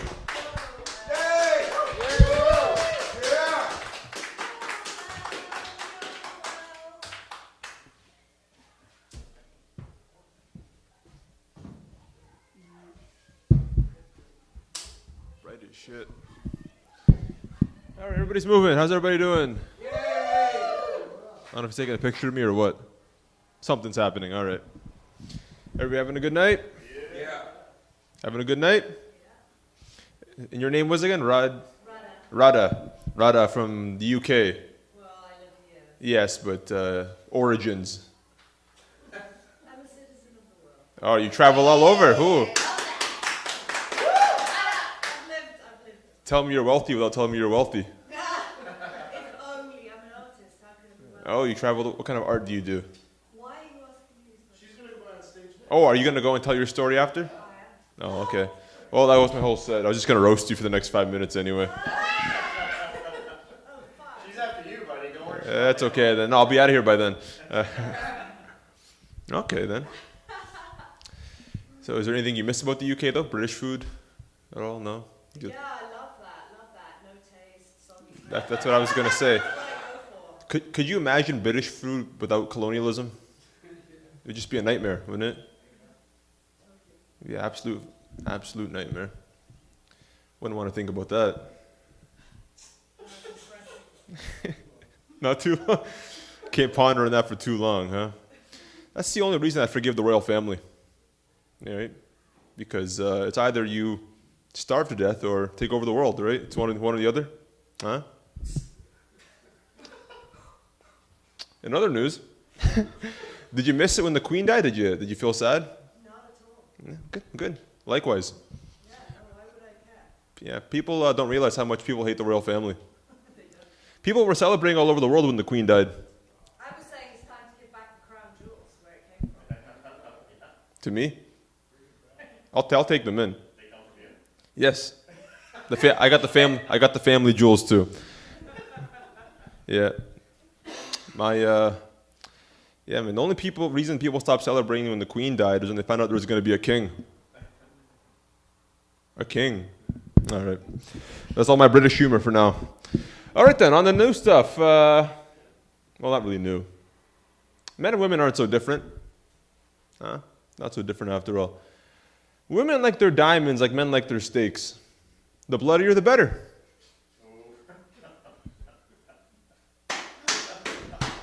Speaking of family jewels, I don't know. Bloody diamonds. I'm African. We have diamonds. This isn't going so. Oh, the British family. I'm going to get them back. One way or another. I'm going to break in somewhere. All right, well, didn't really. Oh, I do like some British food. I like your chippies. Chippies, fish and chips. I also love your strip clubs. They're great. I say we should combine them into one place. Fish and tits.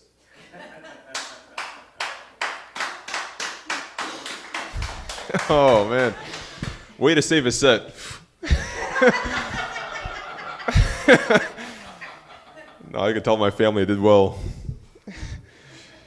But I do have one big fantasy in my life that I like to fulfill. I like to date a porn star at some point in my life. That'd be amazing. Because her whole resume would be online. In high definition. You know, and I know everything about her. I could see it there. Everything would be available. I know what she's into. Now, the opposite would be true for women, right? Dating a male porn star would just be punishment. Yeah. Basically be sexual abuse at that point, wouldn't it? Would not be any fun. Imagine having so... Oh, wait, how does this say? Go again, hold on. Oh, yeah, no, wait, I forget. Pregnancy? You're pregnant? I could be. You know, I would like to be pregnant for a little bit. Wouldn't that be kind of fun? Huh? Unless you're in the States because you don't get mat leave. That's just political. Okay. Pregnancy, what is that like? I wonder. Someone is inside of you, kicking around. That's not funny. Oh, man. Oh, I know it. Dating a male porn star, having sex with one would just be like the opposite of giving birth, right? Like you're just shoving a whole baby in there. That'd be painful. Like imagine having so much dick inside of you, you got to get a C-section to take all of it out, right? The doctor's got to make an incision. Close your eyes. Imagine it now. The doctor makes that cut, and he's just pulling all of it out. With just like an endless amount of tapeworm. No. This is why we're against anal sex. That'd be even more painful. That's my set, guys.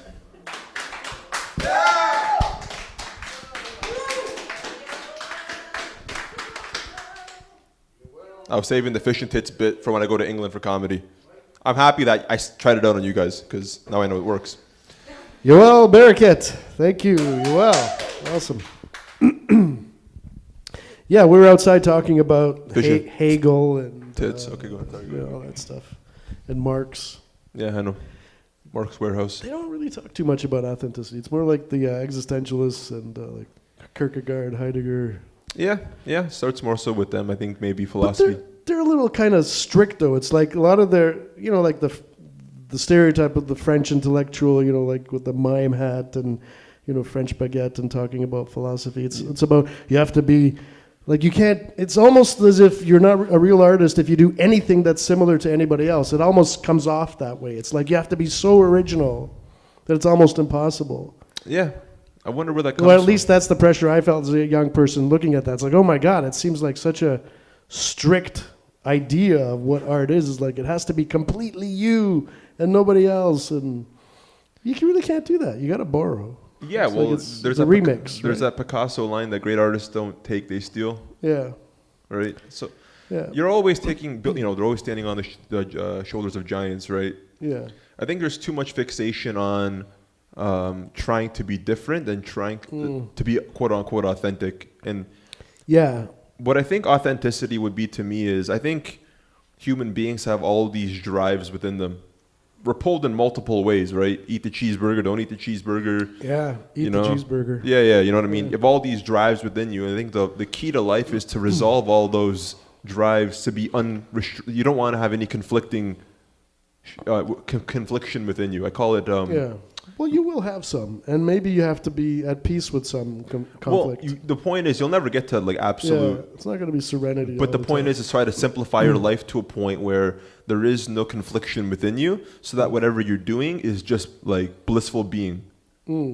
Is that a goal in life? Is that Well, we all try it to a degree. I mean, like, when seems you kinda hard. when you get stressed and you go for a run, really you're trying to resolve whatever pulls are within you. If you masturbate, it's the same thing. If you have all these, you're really just trying in my opinion, you're trying to releasing resolve. some energy? You're trying to cause as little noise within you as possible, so that whatever being state you're in, you are there's no tension within you.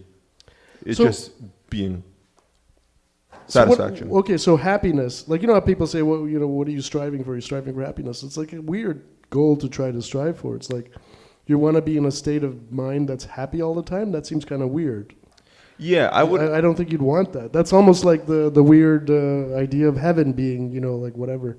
And it always sounds, no matter what it is, it'll sound like hell if it's just like that all the time. Well, that's because I think the idea of heaven is that it's an unconflicted place, and humans naturally look for conflict. Yeah. Because it drives some kind of interest. Because I think we're talking about this outside, that in the future, at some point, we're going to have AI and technology are going to make human labor obsolete. Most of it, or Yeah, right, much for the of most it. part. So what's Yeah. going to happen is humans will be lost because they find meaning in their activity. Many will be lost. So yes. the point is for people is, how do you find meaning in subjectivity? You have to stop looking at the world as like, Well, that's so. Yeah, I mean, the whole idea of the individual is kind of new, really. It's kind of like a post-enlightenment thing in our Western society, where we started talking at great length about the person, the individual. It was used to be more of a thinking of, than when you look back at Hegel and you think, what's he talking about? All this, like the zeitgeist and all that, like the idea of like some emergent entity, which is all of us.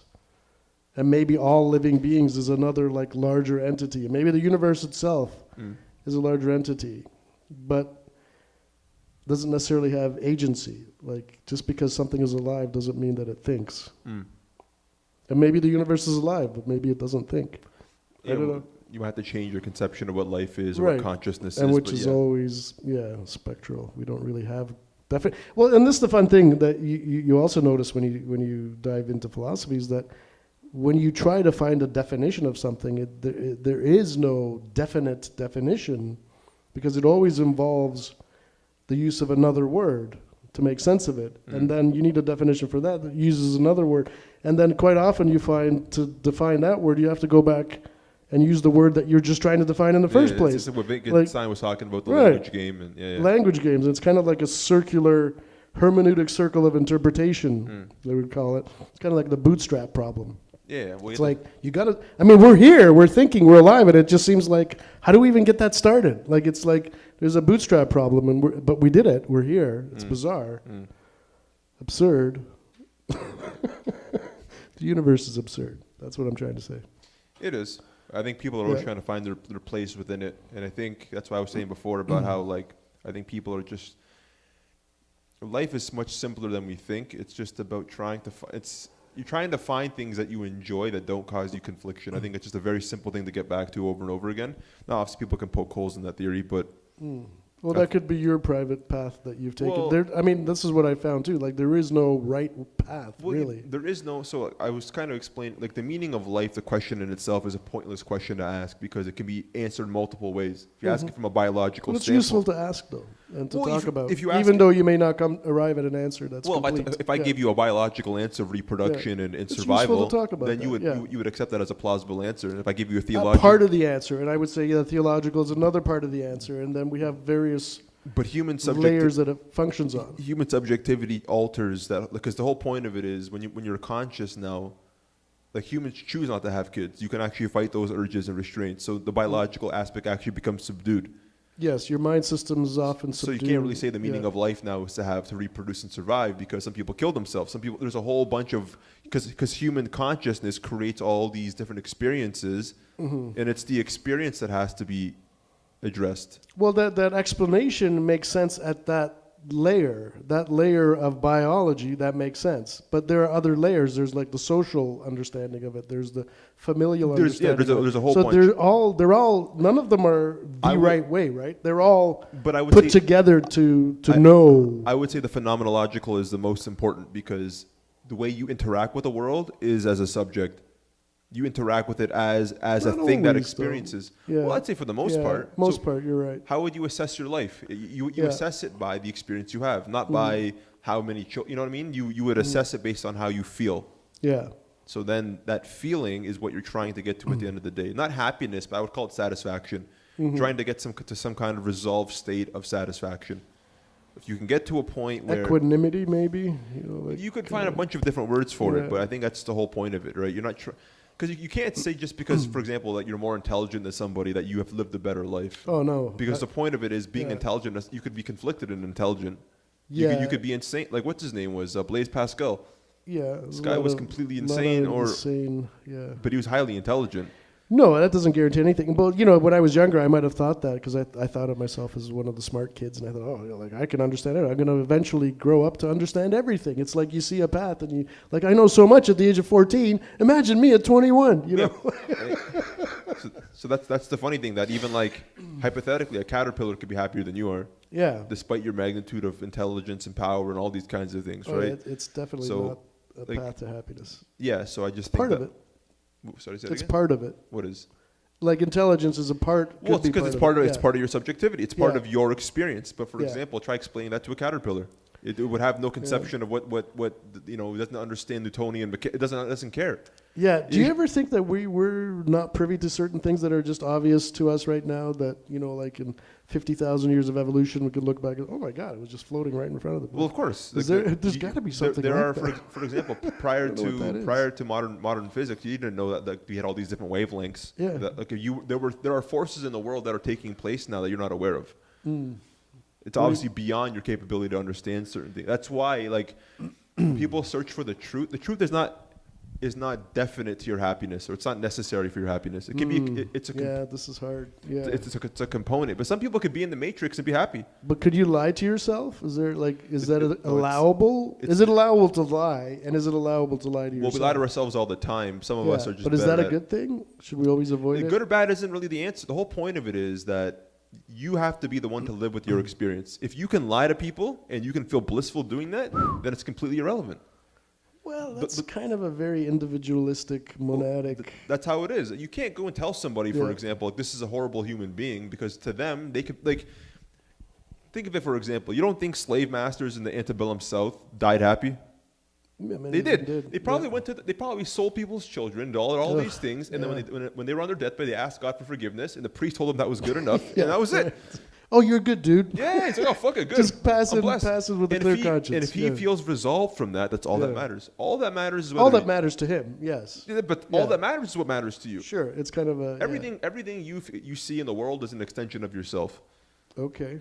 So Yeah. when you see an old lady fall down on the street and you want to help her, it's Yeah. because you feel compelled to.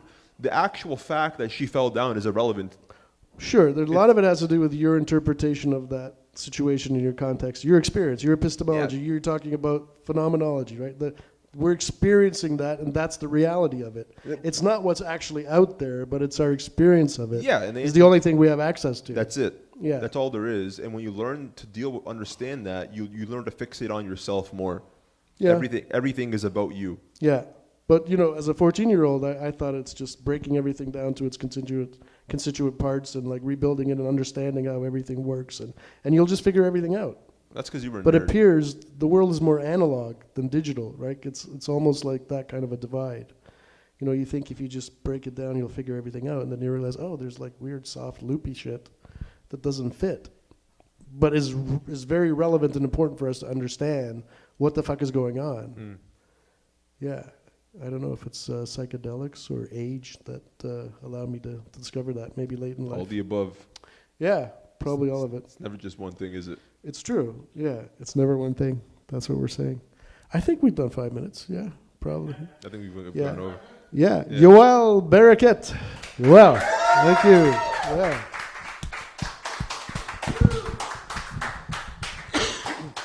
Thanks, man. Are you going this way? You can go that way. It'll be less of a problem, but okay. Yeah. Thank you. So, you know, we often have, this is kind of a small turnout, but we often have people that just come to watch, and sometimes they end up on stage, and it looks like maybe that's what happened tonight. We're happy to have her here. Radha, please come to the stage.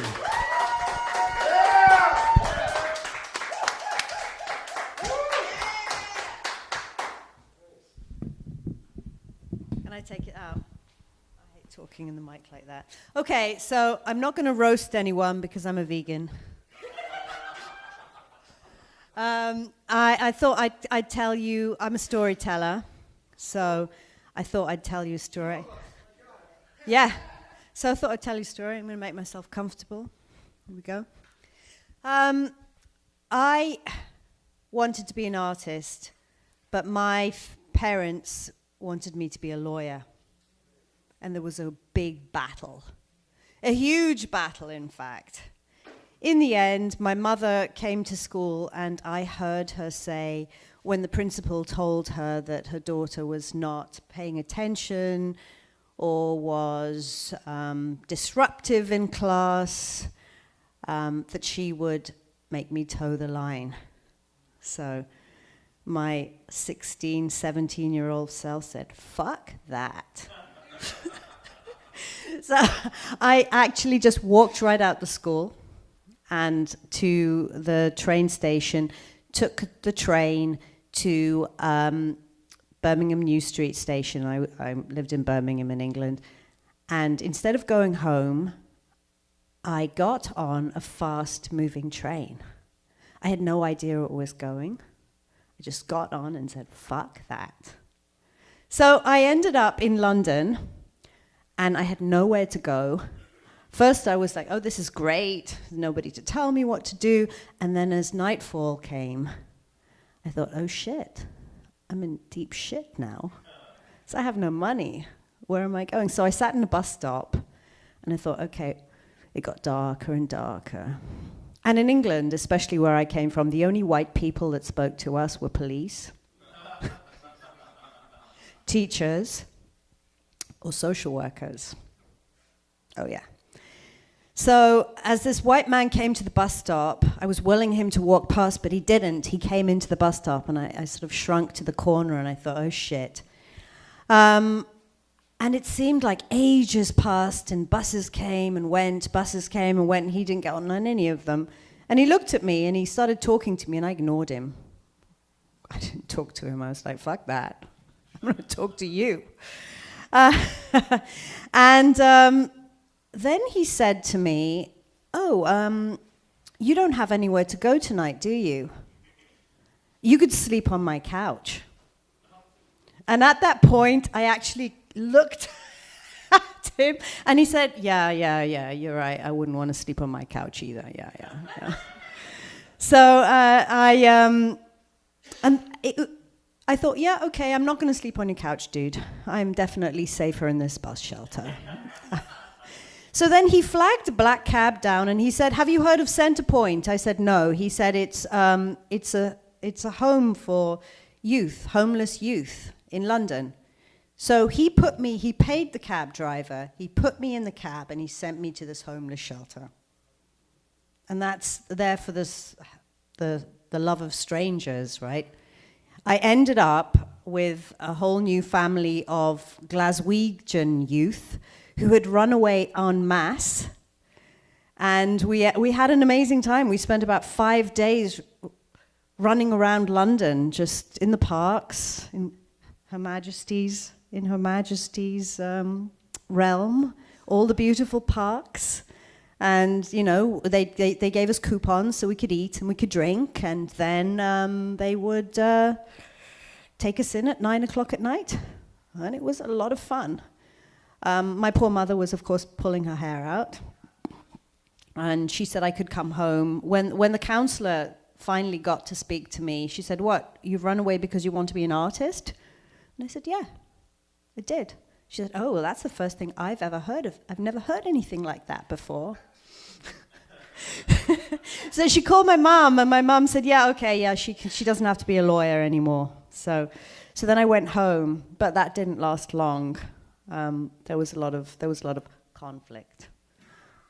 A lot of conflict. I ended up living on my own when I was 17. It was hit the road, Jack, and don't you come back no more, no more, no more. Unless you can toe the line, and which I was not very good at towing anything, so I did not go back. But I looked in the newspaper and I saw I needed money. Again, I was sleeping on someone's sofa or something and had needed money. So I looked at this ad in the newspaper and it said a job, and it was £500, no sex, good-looking girls required. I thought I could do that. So I went, and I learned very quickly after doing this job that you really should ask more questions. I went there, and there was this middle-aged blonde. She was very nice. They were all good-looking, glamour girls. And she hands me this red bikini. And she says, "There you are, love. That's what you've got to wear now." And I'm like, "What?" She's like, "Well, this is what you've got to do. Just follow me." So we go out, and I can hear all these men roaring, and it's a boxing match. So my first job was a ring girl.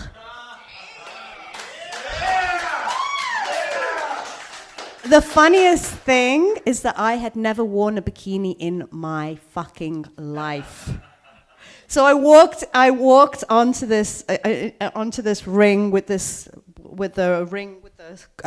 card. I don't know what it was called. It just had the number of the bout, and I had to walk around, and it was just awful. But I made the money, but I never went back again for that job. But anyway, that's a little bit of my life. But I wanted to say about authenticity.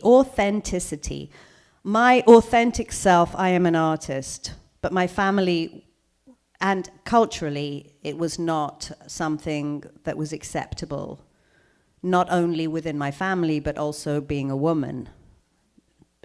Art doesn't pay, and it doesn't pay. But I've lived my life as an artist, and I am authentically myself. And I have a book launch tomorrow at the Art Gallery of Hamilton at 1 p.m. if you would like to come. Here we go. That's the end of my set.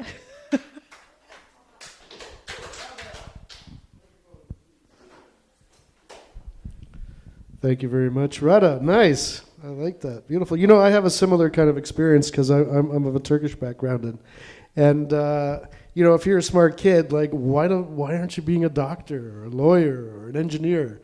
And yeah, I had a lot of pushback. I went into philosophy. It's like, what? What are you going to do with that? Nothing. I'm going to learn, right? And at what point in your life did you call yourself an artist? Because for me, it took a long time before I could even admit that. Because like you said, in your culture, it's not something that makes sense. I didn't know any artists. There were none in our family or family friends. And I you know, it was just like a weird kind of a fixation that a young kid has.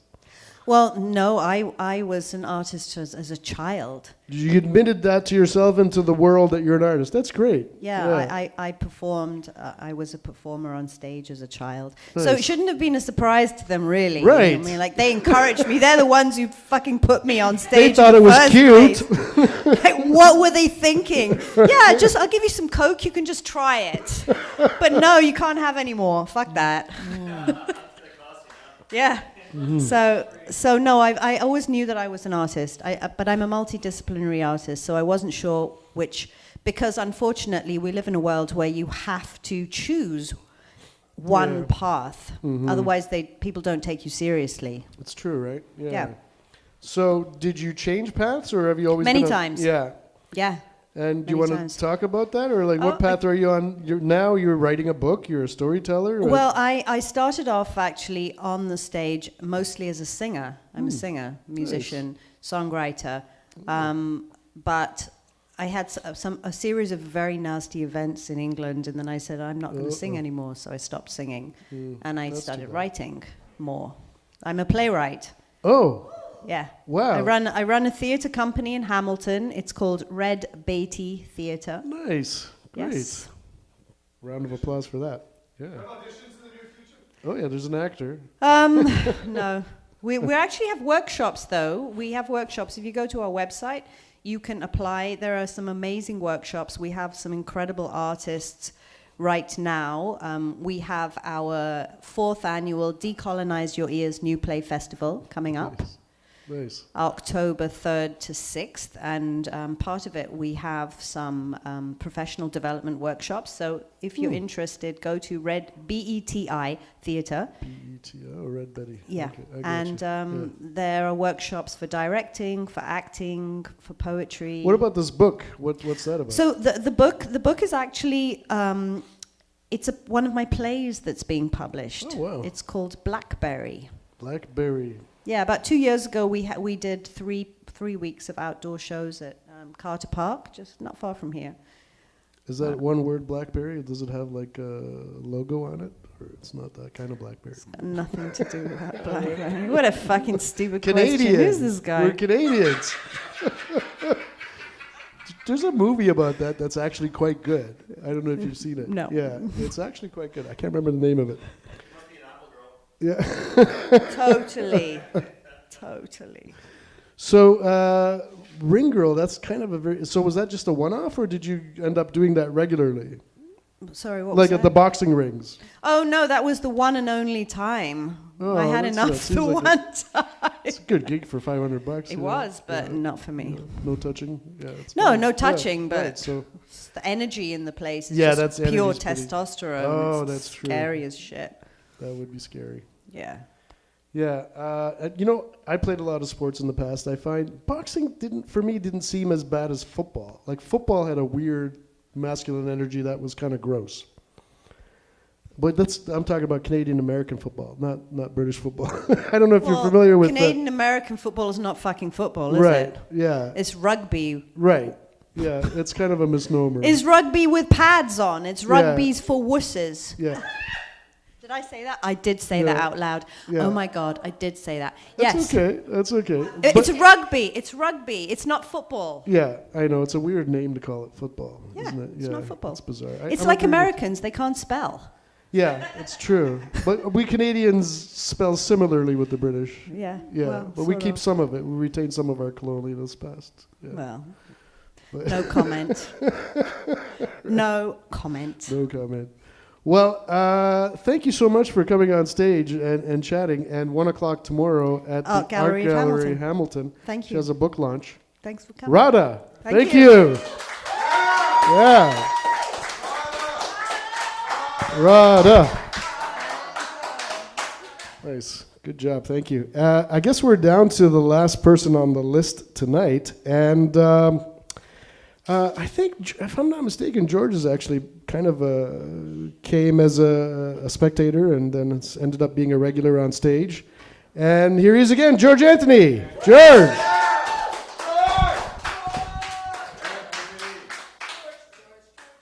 Which one am I using? This one? That one?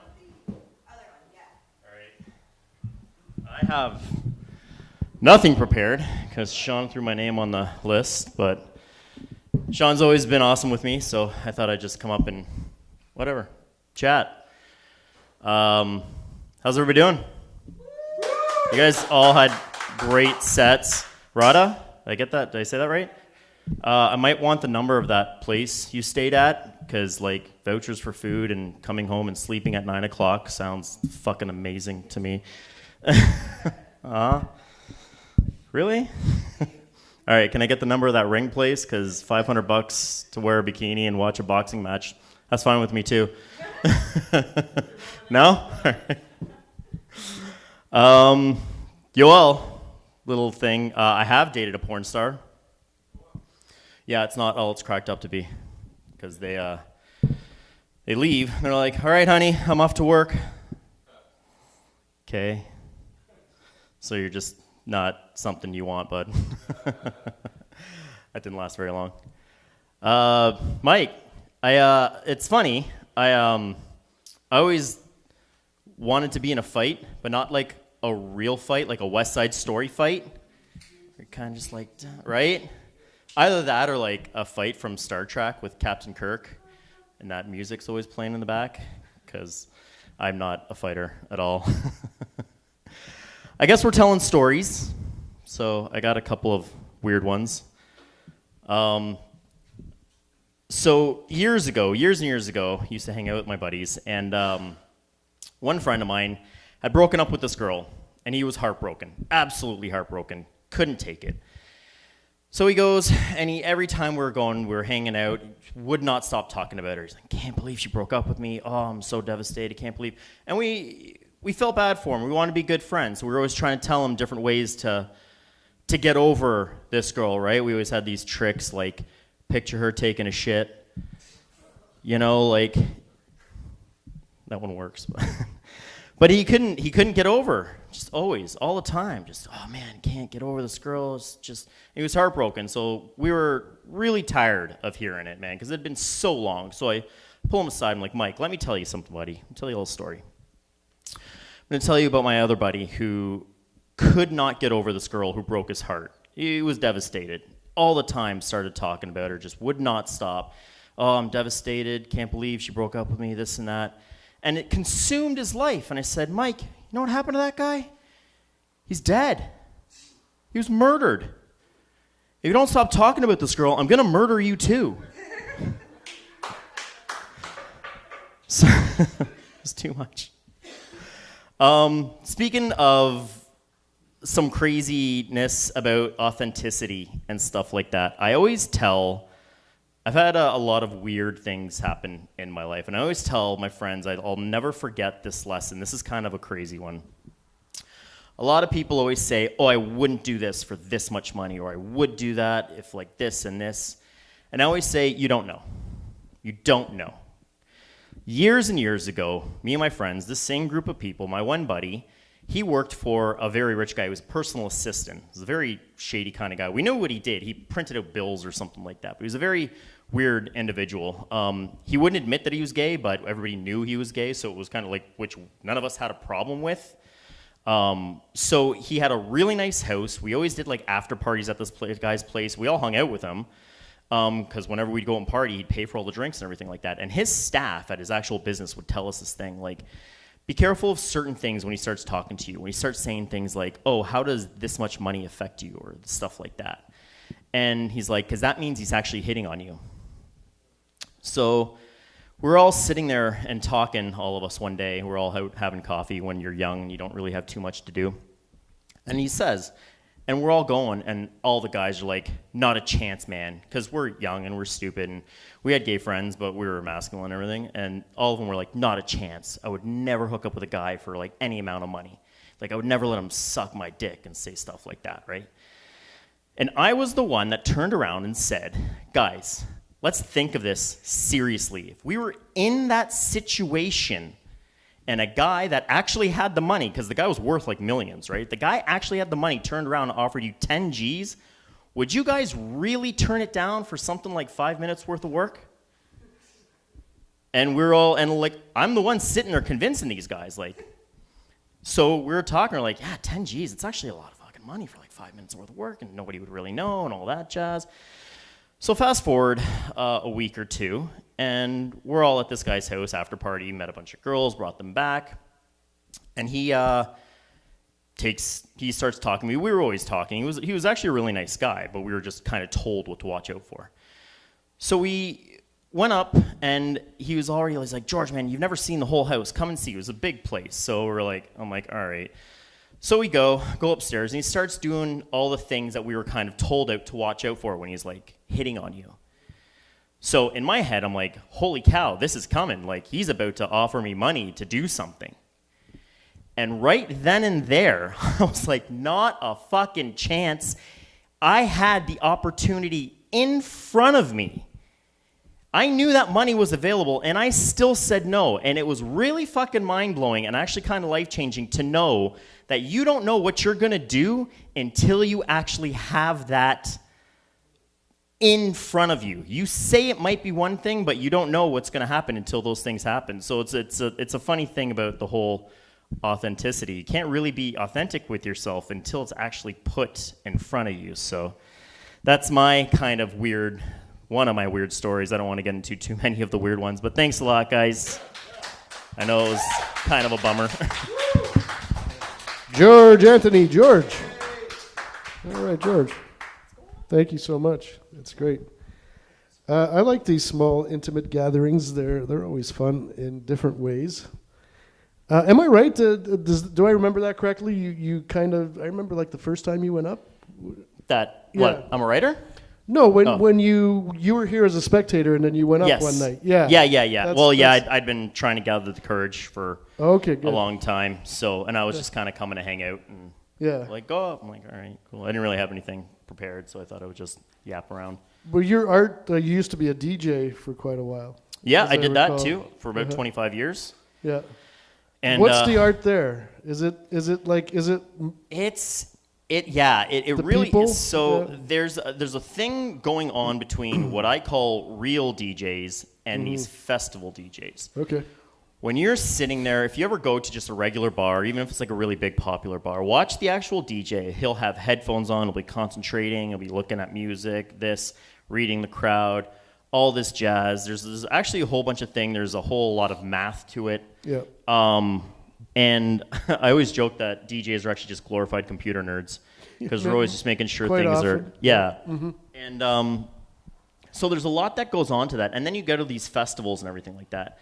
And the actual guys that are in the mix and everything like that, that's why like Shaq and Paris Hilton are all doing DJ because it's not DJing. It's really not. They're just like they're not wearing headphones, so they can't hear what they're doing. What they're doing on that stage is completely fake because they can't hear what they're doing to set up music and everything like that. And there's it's funny if you guys really want to have a laugh about these festival DJs, there's videos of them 50,000 people in front of them losing their minds, this and that. And there's videos of them pretending to push buttons and do stuff, right? And it's pretty funny. You're just like, oh my God. So people are really just there for like the big crowd, right? They don't give a shit who's actually playing. So, I mean, there's obviously a lot of like good music producers that are producing really, and they're the ones that kind of lead that charge. But then there's a lot of people, again, with it in authenticity, can't even say it. So do you find that there are DJs that you would consider to be somewhat like shamanic, like a shaman, like just, controlling a crowd of like emotional and those waves guys like and all that? Do you see that? And that's a lot of and the older guys too, like Boy George is one of my favorite DJs. He's absolutely amazing, one of the originals in Ministry of Sound and all that stuff. So, and he was really good and like always like played music, but it became more, like I said, it's just more celebrities doing it now for that. That quick $100,000 payoff and to sit in front of that crowd. So and most people don't notice the difference. Yeah, I got in with a bunch of DJs. I was actually in a DJ collective by not being a DJ. I played on the Ableton Live. You know Ableton Live with the push. I used Serato. I knew Ableton. I knew all those programs. Okay, they have a device though. Ableton has a device by like an 8x8 grid. Yeah. Basically, I did program with a lot of effects on it. I would just improv the whole thing out of just sounds that I just loaded in. Or so that's actually closer to a performer than a DJ. Yeah, because you're actually making it from scratch too. I couldn't fit in anywhere else, so you have to fit in with it is DJs. more of a, and I actually I've seen like a really cool kind of guy that did it all with his own like mouth effects. He would Yeah. he didn't even have he would beatbox the effects and then sample it and then play and then once he had created Yeah. the actual beat with just like his Oh, it's beatbox amazing. effects. Ableton Yeah. is shocking what you can do with just like, if I just went boop, and I Yeah. could turn that into like a 2-hour Yeah. performance That's just what by he did. adding He had like some a whole thing, and it was really waving cool it. to see that. It was like, Amazing. So and then like I did do, I played vinyl for years and years, and that was a whole other thing too, because at that time you only brought like 3 or 4 crates, especially when you were like, and you needed a friend with you to do it, right? Yeah. Because you'd drive and you'd park downtown Toronto, and you'd be like, No all right, crates. you got to like stop right in front of the club that was always in the middle of fucking everything, and you'd bring out your crates really quickly, and then the one guy would go and park somewhere and have to be worried that nobody was stealing all your music, right? You only had like a fraction of your actual set, so you kind of had to have it in mind what you were going to play. Yeah. Whereas now I don't have any of my DJ equipment anymore. I actually sold it all. Oh. That's how much I really wanted to get out of it. Whereas like for like the tail end of it, I had everything. I had just like gigs and gigs, like like terabytes of music. It was all available. Everything from like anything from 1930 up to like absolutely brand new and Isn't that everything. amazing? Like that, right? You had all of the content at your fingertips Absolutely. digitally. It was actually videos too. Like the video I was playing would play on the screen and stuff like that too. So. Oh, so you control that at the same time? Yeah, I was actually That's good. DJing with the music video, which is what the new program was. I mean, that was a whole thing to it too, right? But then like the lockdowns happened and all that, and I was just like, I can't do this life anymore. It's like I didn't like it. So COVID changed shit for a lot of artists. I mean, yes, it inspired a lot of them to do some really cool stuff during that period. Yeah. I guess it depended if you had the free time. Some people were locked up by themselves, and some people were locked up in a bad situation. Yeah, and it's kind of hard to make yeah. art when you're locked up in a bad situation. Yeah, and now it's crazy. All these new not old artists coming out. All their private stuff's coming out. It's like, wow, you were actually a piece of garbage. Oh right, right. Like so. Well, I mean, humans are humans. Yeah, There. that was They're one gonna kind be of joke I was disappointing. kind of working on, where it was like, I always found it weird why I could never find any lube around the Walmarts at Jeff Daddy's house, right? Like. Yeah, I haven't heard. See, it's funny. Like, I haven't been following the news, but I hear it reflected in the comedy. Yeah. Here, so I get a sense like I rebuild what's happening from the jokes that people are making without actually knowing the story. Yeah.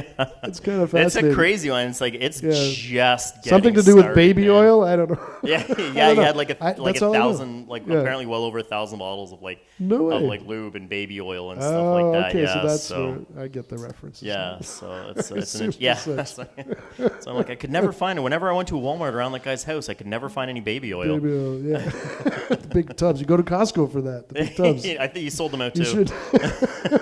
Industrial strength. Well, I was like, maybe he could have said he was starting in a baby oil business, right? Like Right. Diddy oil or something. But olive oil is more natural, I guess. Yeah, Yeah. we're from the Mediterranean. You too, right? Yeah. Yeah. Yeah. Olive oil. Greece, man. Baby. Yeah. Yeah, I did. Yeah, I had this whole thing about extra virgin olive oil. Yeah. Where I was like, it Oh, was just so expensive. And I was like, Yeah. I was always looking for, Yeah. I'm like, is it cheaper if I get one that's a big whore? Because You'll settle it's for so expensive. whorish man. olive oil. Yeah. I'm like, I don't mind paying less for slutty olive oil. Right. That's the punchline. I like that. You know, it's a profitable business too. Like I'm from Turkey, you're from Greece. Yeah. They have some of the best olive oils in that area. Yeah. And I know there's places now that treat it very much like high-end wines. Like you'll go into a store and they'll have like little tastings. They're like $300 bottles. Yeah. Of Yeah, it's one of the main exports too, right? So, Yeah. but yeah, it is. It's a whole thing. I guess it's in everything, really. I love So, it. Yeah, I mean, Which is funny because I don't like wine at all. Yeah, authenticity in olive oil. Let's call it a night. George Anthony. Buddy. All right. Thanks, everyone. Thank you so much. Cheers, buddy. Thank you. Thank Great you, show. everybody. That was fun as usual.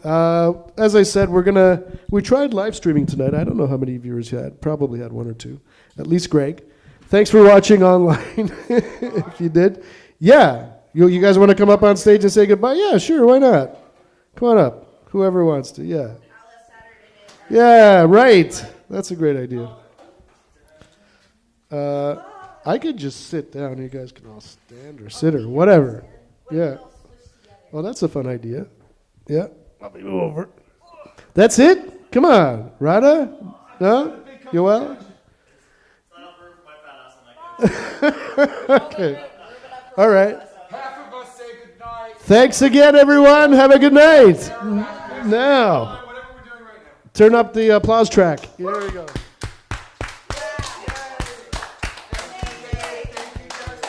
Thanks, everyone. Thanks, Dexter. That was fun.